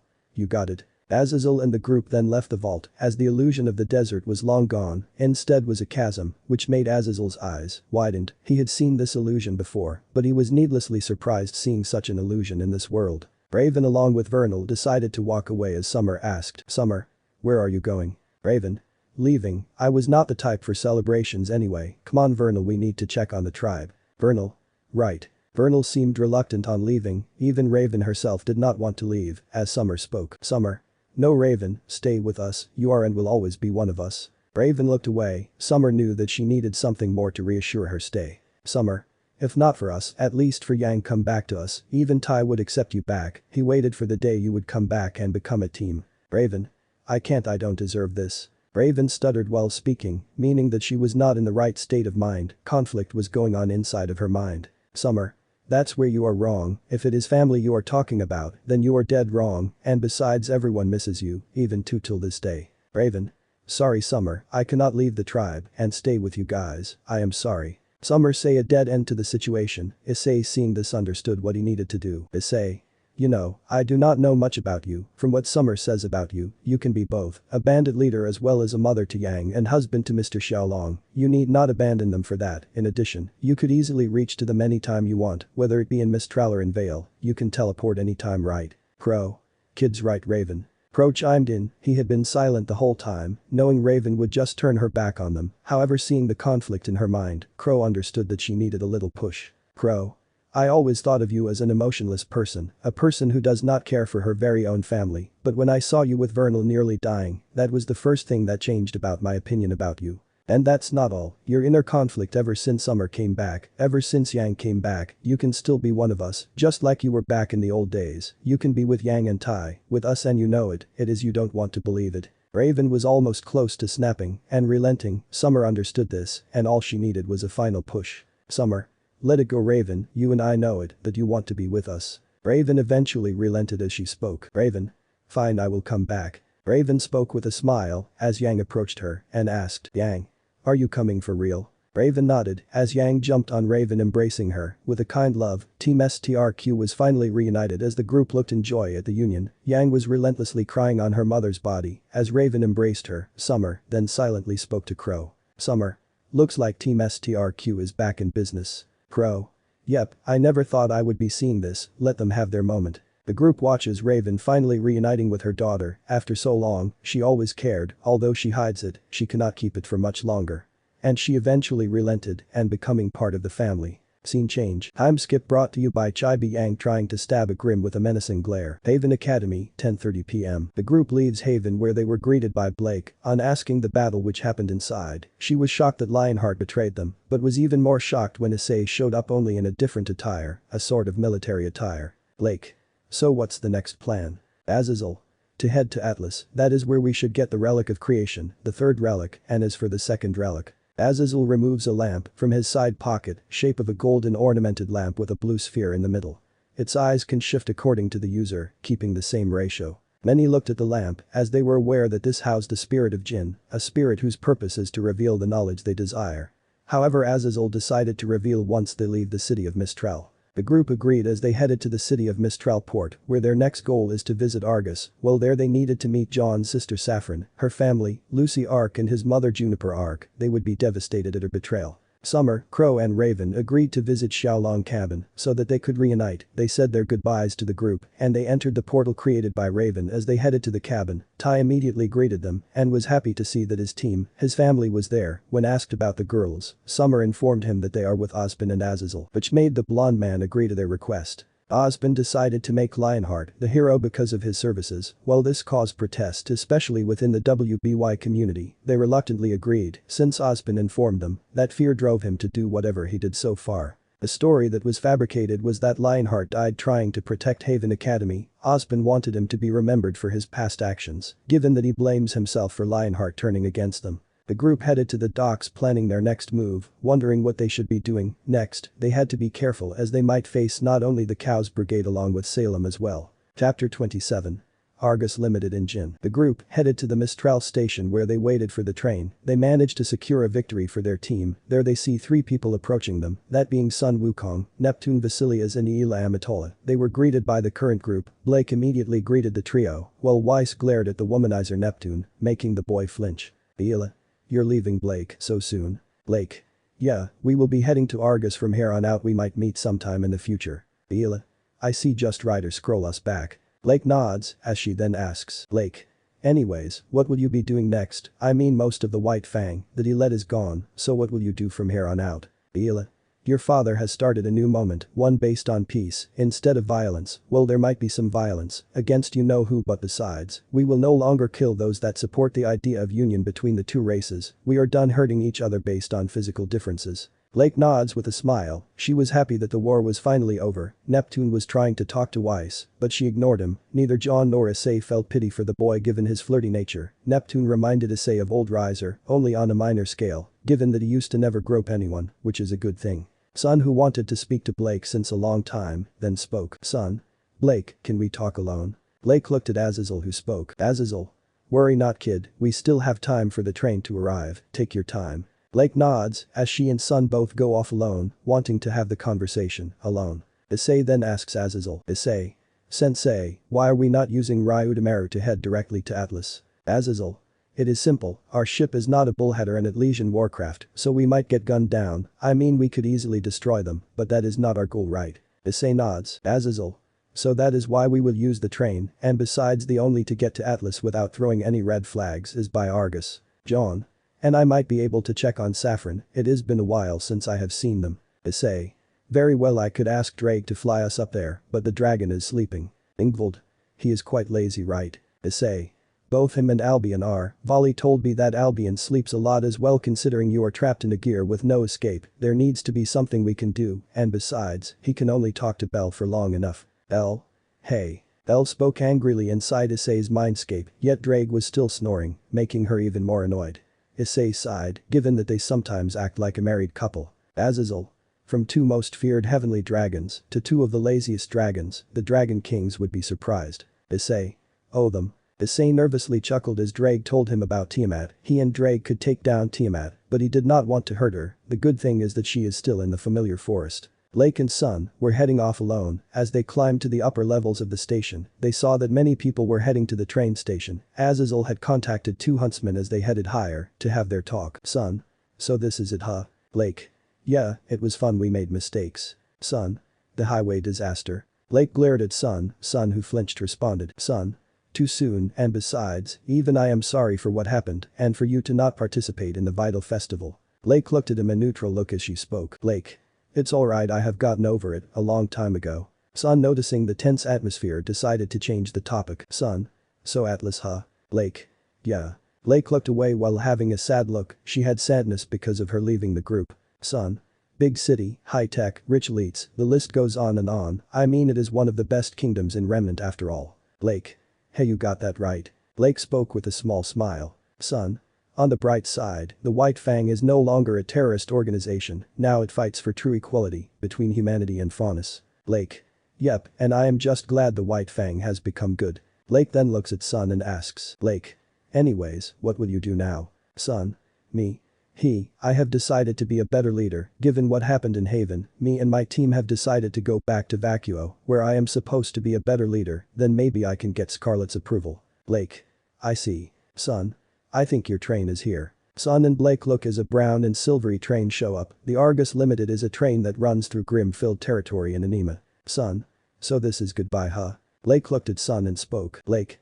Yep. Sun smiled as he walked away. Blake then grabbed his hand and kissed him on the cheek, which made the Faunus blush as he then stuttered. Sun. Be Blake. Blake. Thank you for everything, Sun. Blake then headed towards her group as Sun had a small smile on his face. He smiled, maybe things might be a little better once they head back. Scene change. Azazel. So you two will protect us, right? Azazel was speaking to two huntsmen. One was a tall, broad man with a pale complexion. He wore a purple jacket with silver buttons over a black shirt and light gray pants. He had long, wavy brown hair and yellow eyes. While the other was a tall, muscular man with a goatee beard. His brown hair is tied to a bun, with a small fringe hanging over his right eye. He wears a beige shirt with a blue and yellow sleeveless, unbuttoned tailcoat over it. He wears black fingerless gloves with leather paddings on them and gray pants. The first man answers. Indeed, it is our job to protect all the people that come to this station. My name is Dee and this is Dudley, and we are here to make sure that you guys head to Arga safely. Ozpin. Can we count on the two of you alone? The Grim in the pathway are considered to be dangerous. Dudley. You can count on us, Beacon Headmaster, none of the passengers will be harmed during the ride. Both men responded with a smile. As Azazel smirked, they were aware that today they will be escorting Ozpin as well, along with 8 kids. They were joined by Blake and Sun, who had finished their conversation. They then saw the two huntsmen as they prepared for their train journey inside the Argus Limited. They said their goodbyes to Sun, Neptune and Aela, with the latter embracing her as they entered the train. They then said their final goodbyes as they begun their journey to head to Argus. Scene change. Time skip brought to you by Chibi Issei traveling to the Gundam world. Argus Limited, 4:30 p.m. Issei looks outside as he has his lunch with his girlfriend Ingvild, with the others including Rex inside their rooms, as Ingvild starts up her conversation. Ingvild. Say, what do you think happened back home? Issei. Huh? Issei was clearly distracted. Ingvild sighed at this, as Issei apologized. Issei. Sorry, Haim, was spacing out, can you repeat that? Ingvild. Was asking about what happened back home. Issei. I don't think it went well, whatever they were stopping him from doing. RageRevan must have gotten whatever he wanted from heaven, but that begs the question, what? Issei wondered, how in Great Red's name did they come to know of this place? Like spies, sure, but were the only ones that come to know of this dimension were the leaders, but not all of them, that being Azazel, Ajuka, Seraphol and Serziches. He racked his brain while trying to come to know about the situation.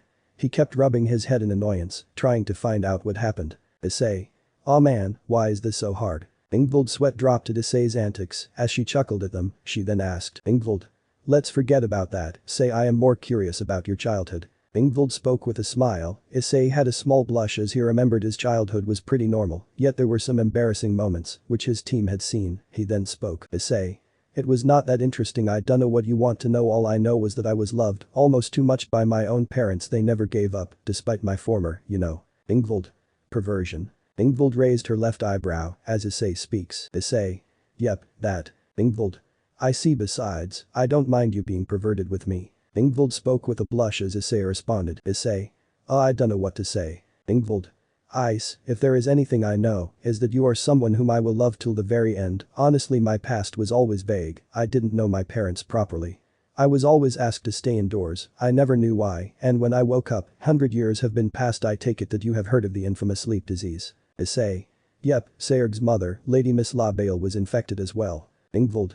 So that's what happened. I only awakened when something infested inside of me. Issei. Narrate Kiri. Ingvild.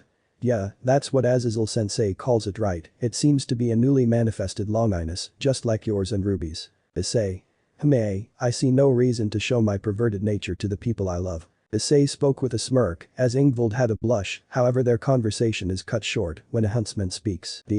We are under attack. There have been a horde of manticores that have attacked the train. Issei and Ingvild got on guard as Issei activated his sacred gear, with the duo rushing to the rest of the group. John. We are under attack. Issei. But how? How can a horde of manticores attack us all of a sudden? Last I checked, none of us have the expression of fear. Ozpin. I believe I can explain that. The group looked at Ozpin as he sweat dropped, afraid on what would happen if they came to know about the situation, as Azazel asked. Azazel. What the hell did you do, Ozpin? Ozpin. Well, the Grimm are naturally attracted to the relic, so I apologize for everything. The group looked at him with a glare, especially the women of the group. Ozpin wished that he would be killed by Salem right here and now. Azazel face-palmed and sighed as he spoke. Azazel. Couldn't you tell us earlier? Ozpin. I am sorry, I forgot. Azazel. You've got to be kidding me. Azazel exclaimed as the train suddenly started shaking. Issei spoke. Issei. Those manticores are here, we need to hurry. Everyone. Right. Scene change. The group rushed upstairs with their weapons in hand, only to see several manticores along with another Grimm besides it. Manticores had the body and head of a lion, wings of a predatory bird, and the tail of a scorpion. They also have black fur and feathers, with white bone-like spines on their bodies, including a white lion skull and a large crown-like mane of bone. A pair of bull horns also protrudes from their skulls. Besides these manticore, a different variant of Grimm was leading the charge, the large and slender Grimm with feline bodies and large feathered wings.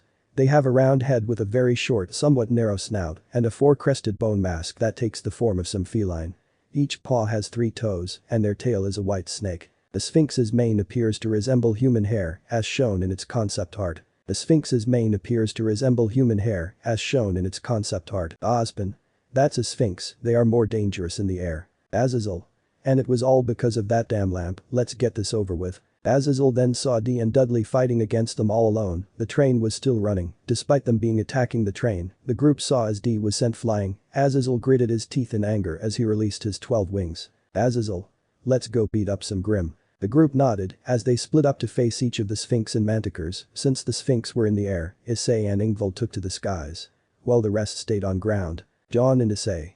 Balance break. Welsh dragon balance break. John summoned his stake victim dragoon into the fight as it roared, making many Grimm flinch. Because of the holy energy irradiating off the creature, it flew up into the skies, taking down many of the Sphinx with its holy energy blasts. A blue energy blast was aimed at the Grimm, taking several of them down. The blast disintegrated several of the Grimm in an instant. Issei joined the fray, unleashing a fire blast that easily took down most of the Sphinx, burning them to the ground. With Ingvild using her singing to enhance the abilities of both the dragoon and Issei, with her sacred gear, the fire blast was enhanced to the point of taking 3 Sphinx at once, with the stake victim dragoon being more durable in tanking the attacks of the Sphinx, and unleashing a holy sword storm piercing their body, reducing them to dust, which put them on the ground. Ingvild joined the fury, with several water dragons, at the Sphinx, drenching them with ease. That spat of fireball was easily deflected by Issei or Ingvild, with the former tanking the hits, and the latter drenching them with ease. Issei. These things are annoying rather than dangerous. Ingvild. Keep calm, more will appear if you get worked up. Issei then saw a huge Sphinx leading the charge, understanding that he would have to take down the leader to end the fight. He knew what he exactly needed to do. Azazel saw D heading towards a sphinx. The sphinx was ready to kill the huntsman, but before anything could happen to him, D saw multiple spears lodged into the chest. The sphinx fell down, killing it instantly as it disintegrated. D. Thank you. Azazel nodded as D joined Dudley as the duo fought against several of the oncoming manticores. Azazel then took to the skies to join the ones fighting the sphinxes in the skies as Issei went to face off against the leader. Back on the ground, John, Ruby, Ozpin, Team NR and Team WBY were facing off against a horde of manticores. The manticores then unleashed a fireball attack on the group. John. Brace for impact. John unleashed several holy swords using Blade Blacksmith to shield the group from the attack. Seeing this opportunity, Nora and Yang rushed at the manticores, with Nora rushing at the manticore, destroying their skull and killed one of the manticores. Yang did the same, unleashing her very own fire attack using her semblance, severely damaging the manticore. John, seeing the weakened manticore, used his blue Lux Moors, destroying two manticores with multiple slashes, killing them, disintegrating them. Ruby unleashed her crescent rose in her rifle form and her cross turned into the incinerate anthem as she used several holy flames, walls to prevent the manticores from getting close to her group. Manticores, out of instinct, prevented themselves from coming close. Yang. Thanks Ruby. Ruby. We are not done yet, these flames may protect us, but only for a short while. Weiss. How long will they last? Ruby. A few minutes, haven't made them that strong. Yang.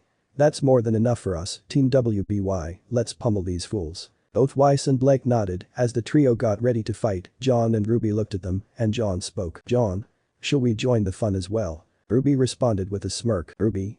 Thought you'd never ask, let's go. Both John and Ruby joined the fight with them taking down the manticores with ease, given their holy weapons, taking down several of them in a fight. However, some of the manticores damaged the train's engine, making the train slower. Azazel. What's going on? Dudley. They destroyed the train systems. D. We need to stop these Grim before they can hurt any of the civilians. Ozpin. I will go and protect the civilians. The trio nodded as they understood that they needed to stop the Grim from hurting any innocent civilians. They were still dealing with many of the manticores since only a few of the Sphinx remain. Issei and Ingvild were facing off against the Sphinx Alpha, which seemed to be commanding the Grim in the surrounding area. As they attacked the duo, Ingvild easily drenched the surrounding area with her water dragons as Issei activated his Ascalon blade. Issei. Time to end this. Issei then used his dragon fire and created a flame trail. As Issei boosted his speed multiple times, Ingvild used several water dragons to distract the Alpha. As this was going on, before the Alpha could react, the Grim was easily slain by Issei. By dissecting the Grim in half before it could react, the Grim was being burnt where the sides where Issei had cut him in half. The Alpha howled in pain as it was being disintegrated into nothingness. As it fell to the ground, there was no trace of the Alpha left. The train was then brought to a screeching halt as it was stopped dead in its tracks. The rest of the Grim were killed and taken down by the rest of the group, leaving no trace of the Grim remaining. Azazel, Issei and Ingvild flew down to the rest of the group as John asked. John. What happened, why the train stopped? Azazel. Those manticores destroyed the train engine, we need to travel the rest of the journey by foot. The group groaned at this, as none were interested in walking the distance. Azazel then spoke. Azazel.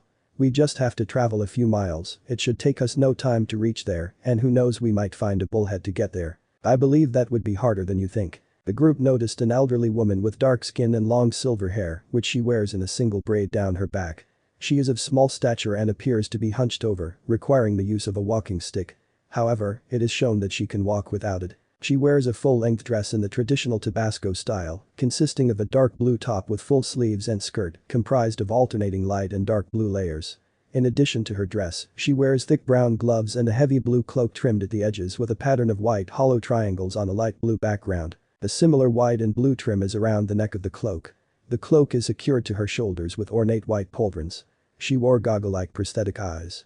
The prosthesis is dark gray with cyan-colored lenses, each of which is equipped with a set of adjustable shutters capable of mimicking natural expressions. 4 rectangular cyan lights create a partial ring on the outer bottom edge of the eyes, while a single cyan nodule on the top outer edge overlaps slightly with each lens. 2 small antennae protrude vertically from the upper left side of the prosthesis. On the upper right is a port that allows for the attachment of a wireless receiver, allowing Maria to directly receive data from equipment. Ozpin recognized the woman. She was Maria Calavera, the Grim Reaper. She had gone missing for a while, and now she is right in front of them. Ozpin recognized the woman. She was Maria Calavera, the Grim Reaper. She had gone missing for a while, and now she is right in front of them. Ozpin. Maria. Azazel. You know her. Ozpin. Yep, Crow looked up to her, she was believed to be dead, she is known as the Grim Reaper, able to take down Grim with ease and yes, she is one of the silver-eyed warriors. Ruby then looked and asked, Ruby? Like me and my mom? Ozpin nodded, Yang who was in disbelief. Yang. You're kidding right, she is just a defenseless old lady. Maria looked annoyed and spoke, Maria. I am not defenseless, young lady, geez the youth of today does not seem to have respect for the elderly. The group had a little hope, they reluctantly agreed to travel the distance that they needed to do so while traveling to Argus. Along with Maria who had joined the group to assist them. Scene change. However, as this was going on, Arthur Watts was recording the Grimm's progress. They managed to create an alpha version of the Manticore, using the Manticore DNA RageRevan had possessed. He then spoke, Arthur. I think the Grimm can be improved sooner or later. Arthur smirked, he had become more knowledgeable in the information RageRevan provided to him. He then spoke, Arthur.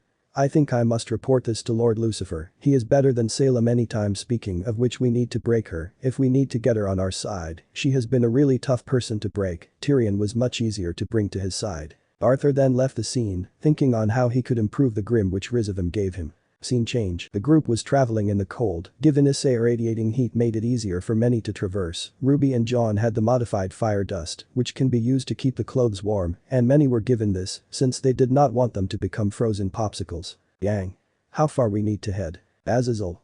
Be patient, we should be there in no time, this map should not get wrong and besides, I think now is the time to bring Jin out. Ozpin. You sure? Azazel. Yep, you need to tell them sooner than later. Blake then asked, Blake. Tell us what? Before Ozpin could respond, Azazel spoke. Azazel. I think it is about time we summon her. Ozpin. Seems like we have no choice. Azazel then kept the lamp on the ground as the group looked at it in interest. Ozpin sighed as he knew that his secrets will be out. Azazel. Jin. Azazel called out to the spirit inside the lamp. As she came from the lamp, Jin's appearance is that of a human, but much larger. Her skin is light blue that glows and gives off smoke, similarly to the relic of knowledge. She has elongated pointed ears and lacks some human anatomy. She also has long flowing dark blue hair. Her eyes are dark blue in the sclerae and pupils and a lighter blue in the irises. Her nails and toenails are dark blue. Trailing below her waist is a veil of a wisp-like smoke resembling the skirt of a dress. Yin appears nude-like and wears only various accessories, all of which are gold. A chain headdress, big hooped earrings, an extra earring in the right ear, a choker, cuffs on her wrists with chains dangling from them like broken shackles, a single bracelet on her left forearm, anklets, and a belt of chains around her waist that ends in a large ring with 3 prongs. Her accessories aesthetically derive from the relic of knowledge. Both the choker and the anklets are shaped like the band wrapped around the relic's orb, and the rings in Jin's ears and belt look similar to the relic's handle. Both the choker and the anklets are shaped like the band wrapped around the relic's orb, and the rings in Jin's ears and belt look similar to the relic's handle. Jin. It has been so long since anyone has summoned me. Jin came out of the lamp in a rousing manner, which affected both John and Issei. Azazel was much more resistant, while Ozpin was unaffected. Issei. Man, she is butt naked. Ingvild. Yeah, so give her some privacy. Ingvild jumped to cover Issei's eyes, but it was too late, since that position has already been registered in Issei's mind. Seeing this, Ruby immediately jumps on John and speaks. Ruby? Oh no you don't. It was obvious that the girlfriends were jealous that both Issei and John seeing a naked woman. John and Issei thankfully snapped out of it as Issei spoke. Issei. Heim, can you remove your hands please? John. Ruby you too, I cannot see a thing. The boys pleaded as the girls refused to do so, while glaring at them causing them to flinch. Issei then begged Ingvild. Issei. Ingvild, I assure you, I will not be affected please. John.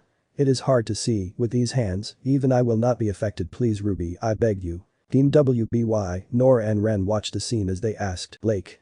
Should we stop them? Yang. Nope, besides it is rare to see Ruby like this, she is really happy with him. Yang looked down as she continued. Yang.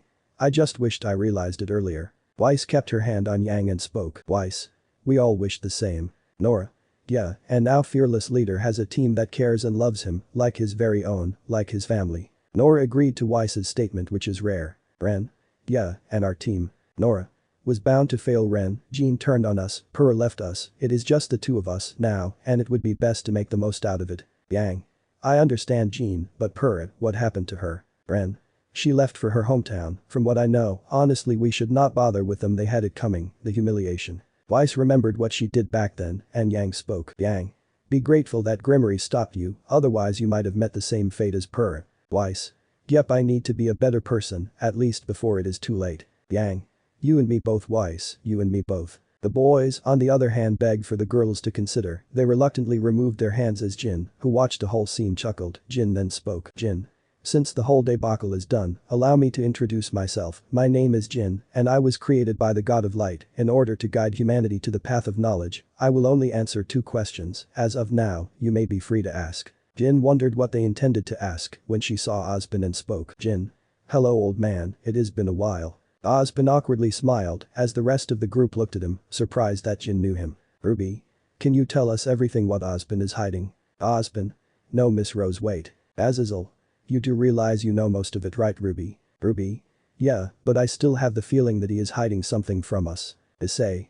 So it is not only me, huh? John and Ingvild nodded, given that they weren't informed the full story. Jin then spoke, stopping time as the group wondered what just happened. Drake then spoke. Drake. The spirit has stopped time to prevent interventions. Jin. Smart lizard, anyways, let us begin. The scenery then changed to a tower where a blonde woman with fair skin, pale platinum blonde hair and light blue eyes.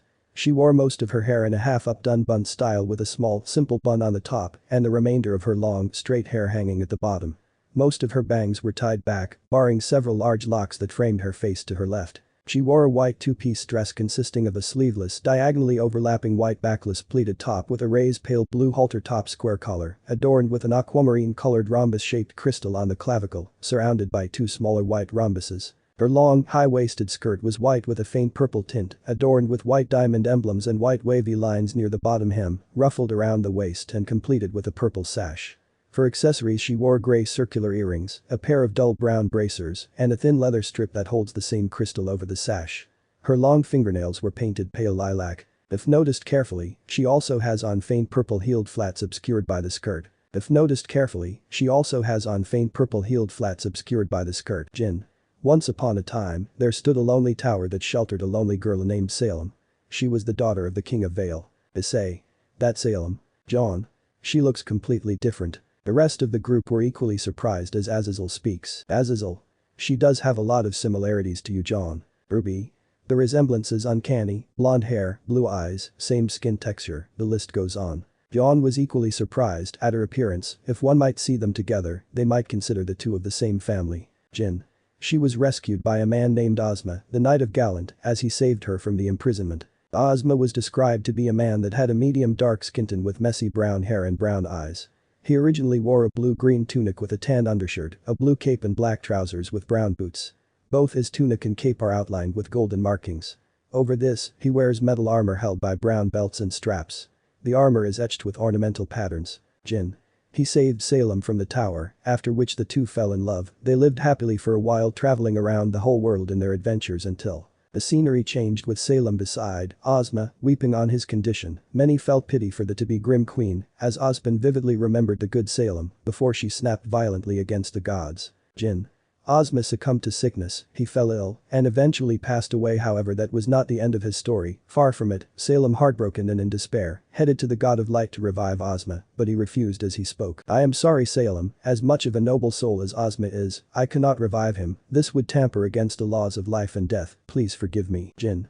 Not willing to give up, Salem went to the God of Darkness, as he was tricked, which he agreed to revive him. However, upon noticing this, the God of Light showed him the truth. He immediately transformed into a dragon as he killed him. The gods then cursed Salem with immortality, in the desire she would learn the meaning of life and death. The scenery changed to a dragon killing Ozma, as Salem was being cursed with her immortality. She, upon seeing this, started to grow a hatred for the gods. Jin. This made Salem into the monster as she is today, as she manipulated humanity, claiming that she stole the immortality of the gods. She turned the humanity against them, and well, let's just say the results were disastrous. The scenery changed upon the gods wiping out most, if not all of humanity, leaving no survivors left. The group gasped upon the horror that they saw. Azazel looked away, since his father intended to do this to humanity if they strayed from his path. The good thing is that the God of the Bible is dead, unlike these brother gods. Jin. However, that's not the end of Ozma's story. He was given a chance to reincarnate in order to guide humanity and preserve the relics. Ozma took the offer, accepting to be reincarnated. He was once again united with his wife Salem. The gods warned that Salem is not the same, yet he accepted. Salem, who looked different, instead of her blonde hair, she had white hair, and her skin became sickly pale. She drowned herself into the grim pools into the land of darkness in a suicidal attempt, but the force was not enough to put her down for good. The group then saw Salem as she jumped into the grim pools with her body being altered, and while writhing in pain, despite this the death she awaited never came, her skin became just like how the spirit described them. Weiss looked in pity at Salem, as the others were surprised minus Ozpin, who was aware of what happened to her. The scenery changed into Ozma, who was reincarnated into a like-minded individual. As he looked at his wife in happiness, he had his appearance changed, he was still brown, but had platinum blonde hair. He at first wore a white tank top, leather gloves and boots, and brown pants, along with a blue sash tied around his waist and a pendant with a green jewel. By the time Ozma decided to alongside Salem become a godlike figure to mankind, he wore a more regal attire, featuring a dark grey coat with black shoulder pads, along with details in light blue and dark blue cuffs. Under his coat, he wore a dark blue dress shirt with light blue linings and details, and donned white gloves upon his hands. He also wore grey pants and black shoes. Yang. So he changed, huh? Azazel. He is cursed with reincarnating over and over again, it will not stop till Salem is stopped once and for all. Ozpin looked away, since now is the time things will change completely, for the worse, as Jin continued. Jin. They pretended to play God, the people revered them, they saw them as saviors, humanity was once again reborn thanks to the gods, giving them a second chance, they even had a family, a second chance, as the couple were blessed with 4 children. Their 4 daughters. The scenery changed to Ozma and Salem spending time with their children. Their children were dressed as the 4 maidens, which many noticed. Many were happy as Ozpin had tears in his eyes. Seeing his children, he knew of their fates, and he was partially responsible for this, no matter what they say. Jin. However, not all happy things stay for long. Salem started to lose faith in humanity, and she started to have disdain for them. She knew that they will never fall for her hatred towards the gods. This was noticed by Ozma, who tried to keep his daughters away from her, knowing that she is not the same as she once was. This was not taken well by Salem to say the least. Ruby. So he had to kill her before it is too late. Ingvild. Seems like that. The scenery changed with Ozma leaving with his daughters, as Salem noticed them. In disbelief Salem attacked them, while Ozma tried to save them, but it was too late, the daughters were killed, their home was destroyed, the battle was heinous, with both using their strongest attacks, with Ozma being eventually destroying it. Salem then condemned him for choosing the gods over his own family. Why? You chose those bastards over your own family, you turned them against me, my daughters, you turned them against us. Why? Salem then flipped Ozma over his chest as she stomped him on his chest, making him screech in pain as he spoke. Why you have done this yourself, Salem. The gods gave you a second chance, stop this while you still can, you have already killed your own children. Why you are not the woman I loved, you are not the Salem I know. Ozma exclaimed in pure anger. Salem then killed him, out of anger and spite, as the group gasped horrified. While some were angry at Salem for what she did to her own children, they were equally angry at Ozma for trying to get the children to get involved. Jin. Ozma asked for a way to stop Salem, however, all questions were not as he expected. The scenery changes to a reincarnation of Ozma, asking for Jin. The group understood why they only had 2 wishes. You can't. Jin's words make the reincarnation fall to his knees, as Jin continues the story. Jin. Ever since that day, Ozma kept on being reincarnated, he married, and some of them had even children, but their first few children always haunted him. He kept being reincarnated, with people following him, even till this day. Azazel. His inner circle. Jin. Indeed, they were created to stop Salem, failing over and over again. Many lives were lost that day, and even now, many were killed by Salem and her followers, which exist to this day. Issei. Cinder and her group, Hazel, Tyrion, that's all we know about. Jin then resumed time, as many looked in shock. Azazel, Team Jiri and the others had some level of anger, given the lives his actions resulted. Maria looked down in surprise, comprehending what had just happened. However, Yang was the angriest, his actions resulted in Summer nearly dying. She then wanted to punch Ozpin. Ozpin. Guys, please listen. Yang activated her semblance as she charged at Ozpin. Her hair was on fire, with her eyes in red. Ozpin closed his eyes, ready to accept the punishment. Azazel. Yang no. Azazel exclaimed, however she was intercepted by Issei. Issei was in his armor, as he held Yang's hand, the ground beneath Issei shattered, as Issei was unaffected. Yang looked at him in pure shock. Yang. That was my strongest punch, and he is unaffected, just what the hell is he? Issei. Yang, stand down. Yang. But you saw that he lied to us, we were nothing but pawns for him. Ozpin. Miss Xiaolong, I would never. Issei. Shut up. Issei growled, which made both Ozpin and Yang flinch. Even Azazel was worried, given that a pissed-off Red Dragon Emperor was not something anyone wanted. Issei's visor glowed, as Ingvild tried to calm him, but John intercepted her, while looked towards her from the corner of the eye, as he spoke. John. Not now, he was already angry, Yang made it worse. Ingvild and Ruby looked at worry, as Issei spoke. Issei. Stand down. Now. Yang looked at him in fear as her semblance eventually dwindled down. She then calmed down as she stood down. Issei then spoke. Issei. I am angry as well, but there is no point in fighting amongst us. Let's move on to the second question. Yang reluctantly calmed down as Azazel spoke. Azazel. The kid's right, we need to find a way to stop Salem. Alright then, Jin, is there a way to stop Salem? Jin. No, I am afraid not, at least not in this world. Ozma asked this before, and I told him the same thing. The group looked at Ozpin as he reluctantly nodded. Jin. However, things are not right with Salem. She is not the threat you should be worried about. There is someone far more sinister than her from the world where you are from, Azazel. The group looked at Team Jiri and Azazel as they were in horror, as there is only one person that would be here, and they wished that it was not him. Azazel. It can't be, why him? Weiss then asked. Weiss? Who is he talking about? John looked at her in a fearful look. John. RageRevan live in Lucifer. Weiss looked in confusion as Issei continued. Issei. He is the super devil that hails from our earth. If he could bind Salem, that means. Azazel. We are screwed. Jin. Alright, the 2 questions are done, I must take my leave. Azazel. No wait. Jin. Since you have been such nice guests, Azazel, I will give you the chance to summon me once again for one more question. But that Jin disappeared into the lamp. The group, who was now in despair, now was afraid, given that RageRevan was now leading Salem's circle. They did not know what they should do now. Azazel then spoke. Azazel. Let's find a shelter, staying in the cold is not going to help anyone. Ingvild. So what do we do now? Azazel. Our plan is unchanged, we need to tell this to Ironwood and Ross, before it is too late, we need to secure the last 2 relics. Ozpin. Azazel looks at Ozpin spacing out completely, his ex-wife now a slave to the Cows Brigade, now what he would do, there was nothing he could do, all hope was lost. Azazel. Ozpin. Azazel exclaimed as Ozpin snapped out of it. Ozpin. Huh. Azazel.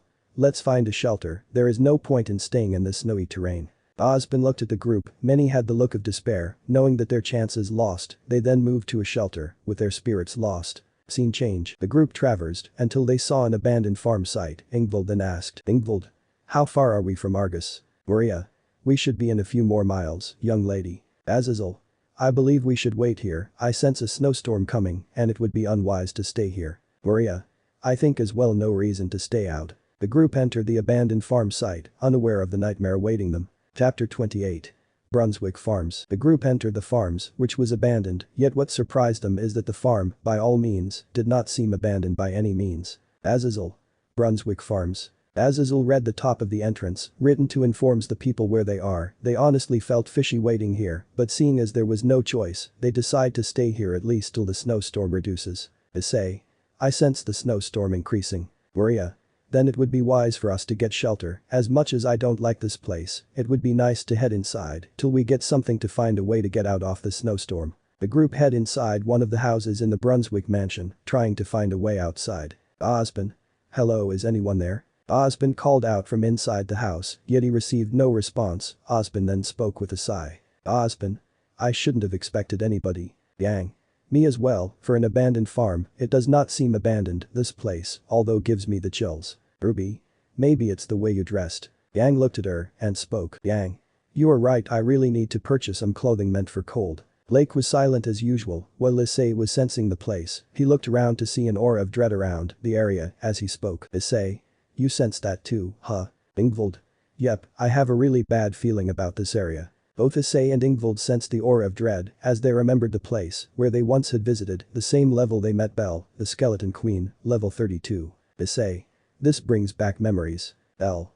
As much as I would love to say that Ice, keep on guard, I sensed a really bad aura of dread here, and this goes to all of you, stay on guard. John, Ruby and Ingvild understood what Belle meant given that she is the Skeleton Queen, someone who can sense the undead, knows that there is something up with these farms, maybe they can find some clues as to why this farmhouse was abandoned without any prior explanation. John. Undead, huh, is this his doing? Azazel. Doubtful, it has been only a day at most since he got here, so I highly doubt it would be his doing. The group were demoralized given that the person they were talking about put Salem down and is probably using her as a slave. They felt even more demoralized given that they are in the farmhouse. Scene change, the group split up trying to find clues as to what happened to the mansion. It almost felt like it was that of a ghost town, no soul, no one, no nothing, the place gave a stench of dread all over the area. They saw multiple portraits and pictures which seemingly belonged to the family, many started to get demoralized, seeing that something is very, very wrong with this place as they continued to move ahead. Issei and Ruby entered one of the rooms, where they saw the bedsheet completely wrapped on top of the what seemed to be two people sleeping on the beds. Issei approached the bed, while activating his boosted gear, ready to fight in a moment's notice. Issei.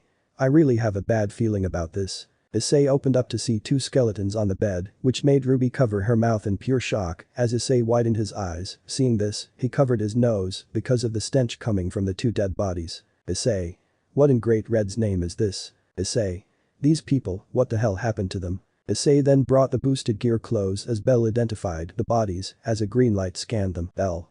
This man, there are no wounds on his body, it seems like somebody sucked out the life energy out of his body, same could be said for the woman. Greg. How can you be sure that it was the life force? Bell. Simple, the man and the woman seem to be middle age, and there is nothing parasitic since there would be traces of a virus or a bacterial infection in the body, something I can sense. In addition, there are no stab wounds or other injuries on their bodies because of the lack of blood, so that means only one thing, the person's life force has been sucked out. Ruby.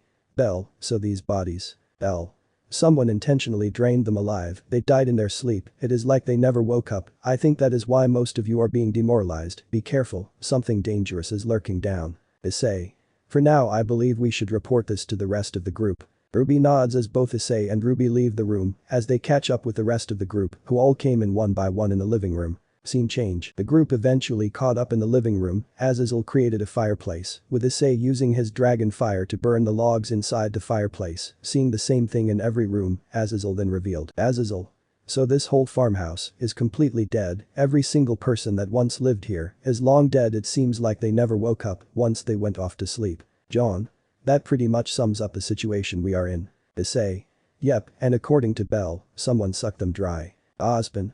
This seems like a dead house, I guess we should leave this place, if you ask me. Maria looked outside as she spoke. Maria. That's not a choice we have right now, headmaster, the snowstorm is still on. The group was well aware of the dead people around him, however Ren sensed something sinister. John. Something wrong, Ren? Ren. I sense something else, we don't seem to be alone here. Nora. Then what are we dealing with? Nora exclaimed as John spoke. John.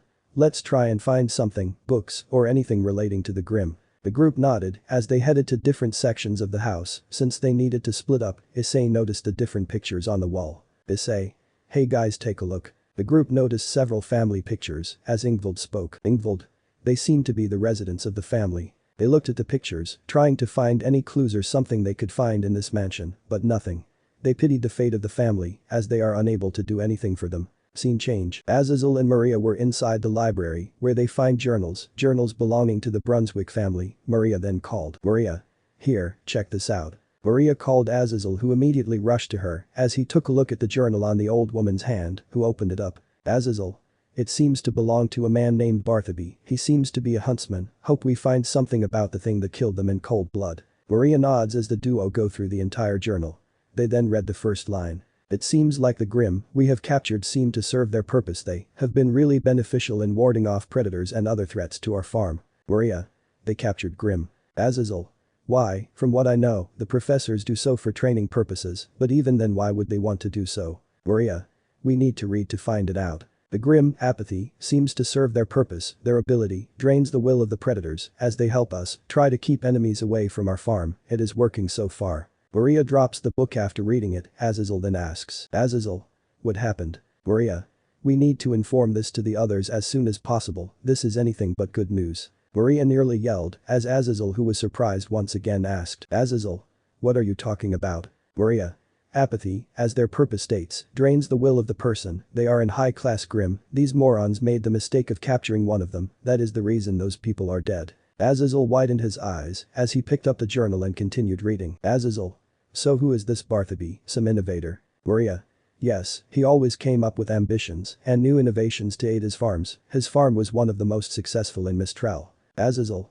I see, I think we should continue reading to find a sort of weakness, even I want to come to know how he managed to get them. Maria wanted to argue, but the Fallen was correct, they needed to find a weakness before it was too late. The apathy were described like most Grim, black bodies and red eyes, however they were humanoid, one might describe them as skeletons, however they are mindless, almost acting akin to a zombie, they can be easily taken down alone, however it is when they are in packs that they are the most dangerous. Azazel.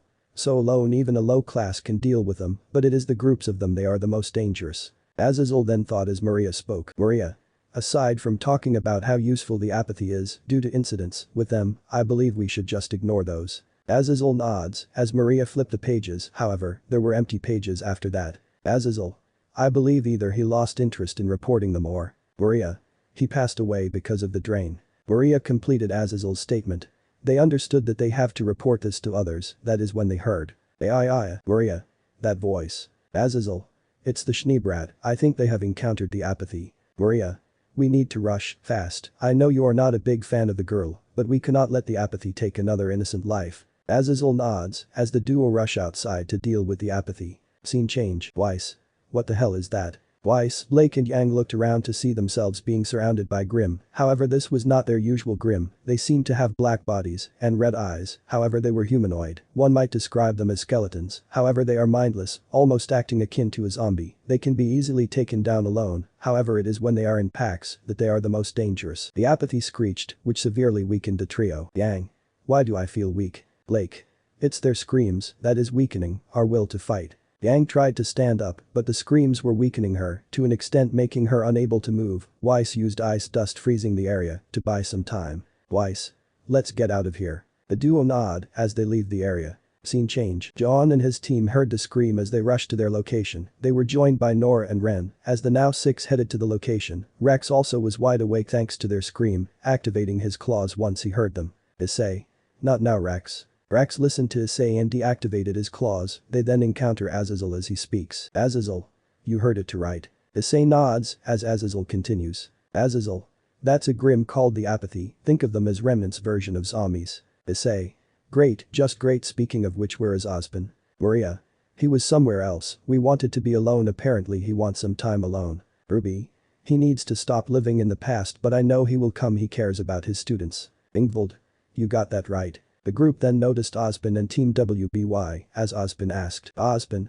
Where are they? Azazel. So you know. Ozpin nods as Weiss points out to the cellar as she speaks. Weiss. We were looking for food, when we encountered them, I managed to freeze them before we fled from them. What are they? Ozpin. They are Grimm called apathy, they are the reason why the residents of the Brunswick family passed away. The trio looked saddened as they descended further down into the cellar. The apathy had already broken free, and with their will-draining screams, Nora and Ren, along with Team WBY, also started getting weakened. The ones that were standing were the rest, thanks to their willpower. Issei was unaffected because of Drake and Bell, both countering the effect of apathy. Issei. Okay, so I am unaffected, any ideas how do we deal with these things? Ozpin. They are dangerous in packs, it would be unwise to charge at them, anything that has holy magic or fire dust should be able to work. Azazel. Understood, John, Issei, you know what you need to do, right? The duo nod as they both speak. John and Issei. Balance break. Welsh Dragon balance breaker. The boosted gear calls out as Issei transforms into his red armor, he then calls out. Issei. Schnee. The two girls look at him and Issei continues. Issei. On my signal, Schnee, freeze them using your dust. Once that is done, I will unleash a flame blaze. Once that is done, John, use your holy light, as well as stake victim dragoon, Ruby assist with your incinerate anthem, and Ingvild, use your water wall, and if possible you can enhance mine and the dragoon's ability with your sacred gear. The four nodded as they got ready. Ruby activated her incinerate anthem, which was the cross around her neck, which transformed into a purple blade. John and the dragoon both got ready to fight. Ingvild's eyes changed to purple in color as she activated her sacred gear. Narried Kiri ready. Yang then asked. Yang. What about us? Issei looked at her and asked. Issei. Can you still fight? Yang nods as she gets up despite being weakened. Issei. Very well, Blake, use your clones and activate fire dust slashes using your semblance, and Yang use a fire projectile. Do not try and tank a hit from them, you don't want to have your life sucked out. Nora, use your Magnald in a roundhouse manner, do not let them touch you. Ren, use your semblance to stabilize Nora's emotion, make her undetectable, protect her at all costs. Yang and Blake nods as Nora and Ren get ready, after which Azazel speaks. Azazel. I and Ozpin will give cover, Maria stay with us, we might need your help given your experience. Issei and Maria nod as Azazel smirks, seeing Issei's leadership ability. He was well aware that he led the ones in his team, along with several others outside the backrooms. The group gets ready to face off against the apathy. The zombie-like Grimm unnerved them, however, despite the odds, they still stood, ready to fight, after all they needed to survive another day. Issei. Flame blaze. Issei unleashed a firestorm aimed at apathy, burning many to the ground. Weiss froze the area surrounding Issei with her ice dust, as John unleashed two holy light slashes, destroying and slaying the apathy, killing several of them instantly. Ruby unleashed a purple holy flame wall as any apathy that were near it were easily disintegrated into nothingness. She then used her crescent rose and fired several fire dust rounds, killing the stragglers, making sure nobody survived. Ingvild enhanced the abilities of Issei's flame blaze while enhancing the stake victim dragoon's light attacks, allowing it to disintegrate the apathy. Nora was twirling the apathy like it was nothing, while Ren made her undetectable to the Grim as she sent several of them flying to different direction. Some even landed next to Issei and his team, who easily disintegrated the Grim without any hesitation. Nora. Up and away. Ren. Nora, please. Ren pleaded with Nora, but she was too much into her world, destroying the Grim without hesitation. Yang burned several of them with her semblance. Taking Issei's advice, she kept her distance, same with Blake, as her clones used fire dust to keep her distance, and the clones detonated, burning them with ease. Yang did the same, except she used her Ember Celica to fire a flame blast aimed at them, destroying many of them with ease. Ozpin used his long memory to constantly strike the Grim multiple times from a distance, where Azazel unleashed a barrage of light spears onto the group of apathy, where one spear was able to easily disintegrate several of them with ease. Maria looked around to see if there was any apathy left, only to notice many more were on the way. She then spoke. Maria. We need to find a way to stop them permanently. The rest of the group were fighting off against the apathy as they ignored her, as much as they wanted to hear what she had to say. Right now their first priority is to stop them. Azazel understood the old lady's words. She had more experience when it came to dealing with Grim, despite him being way older than her.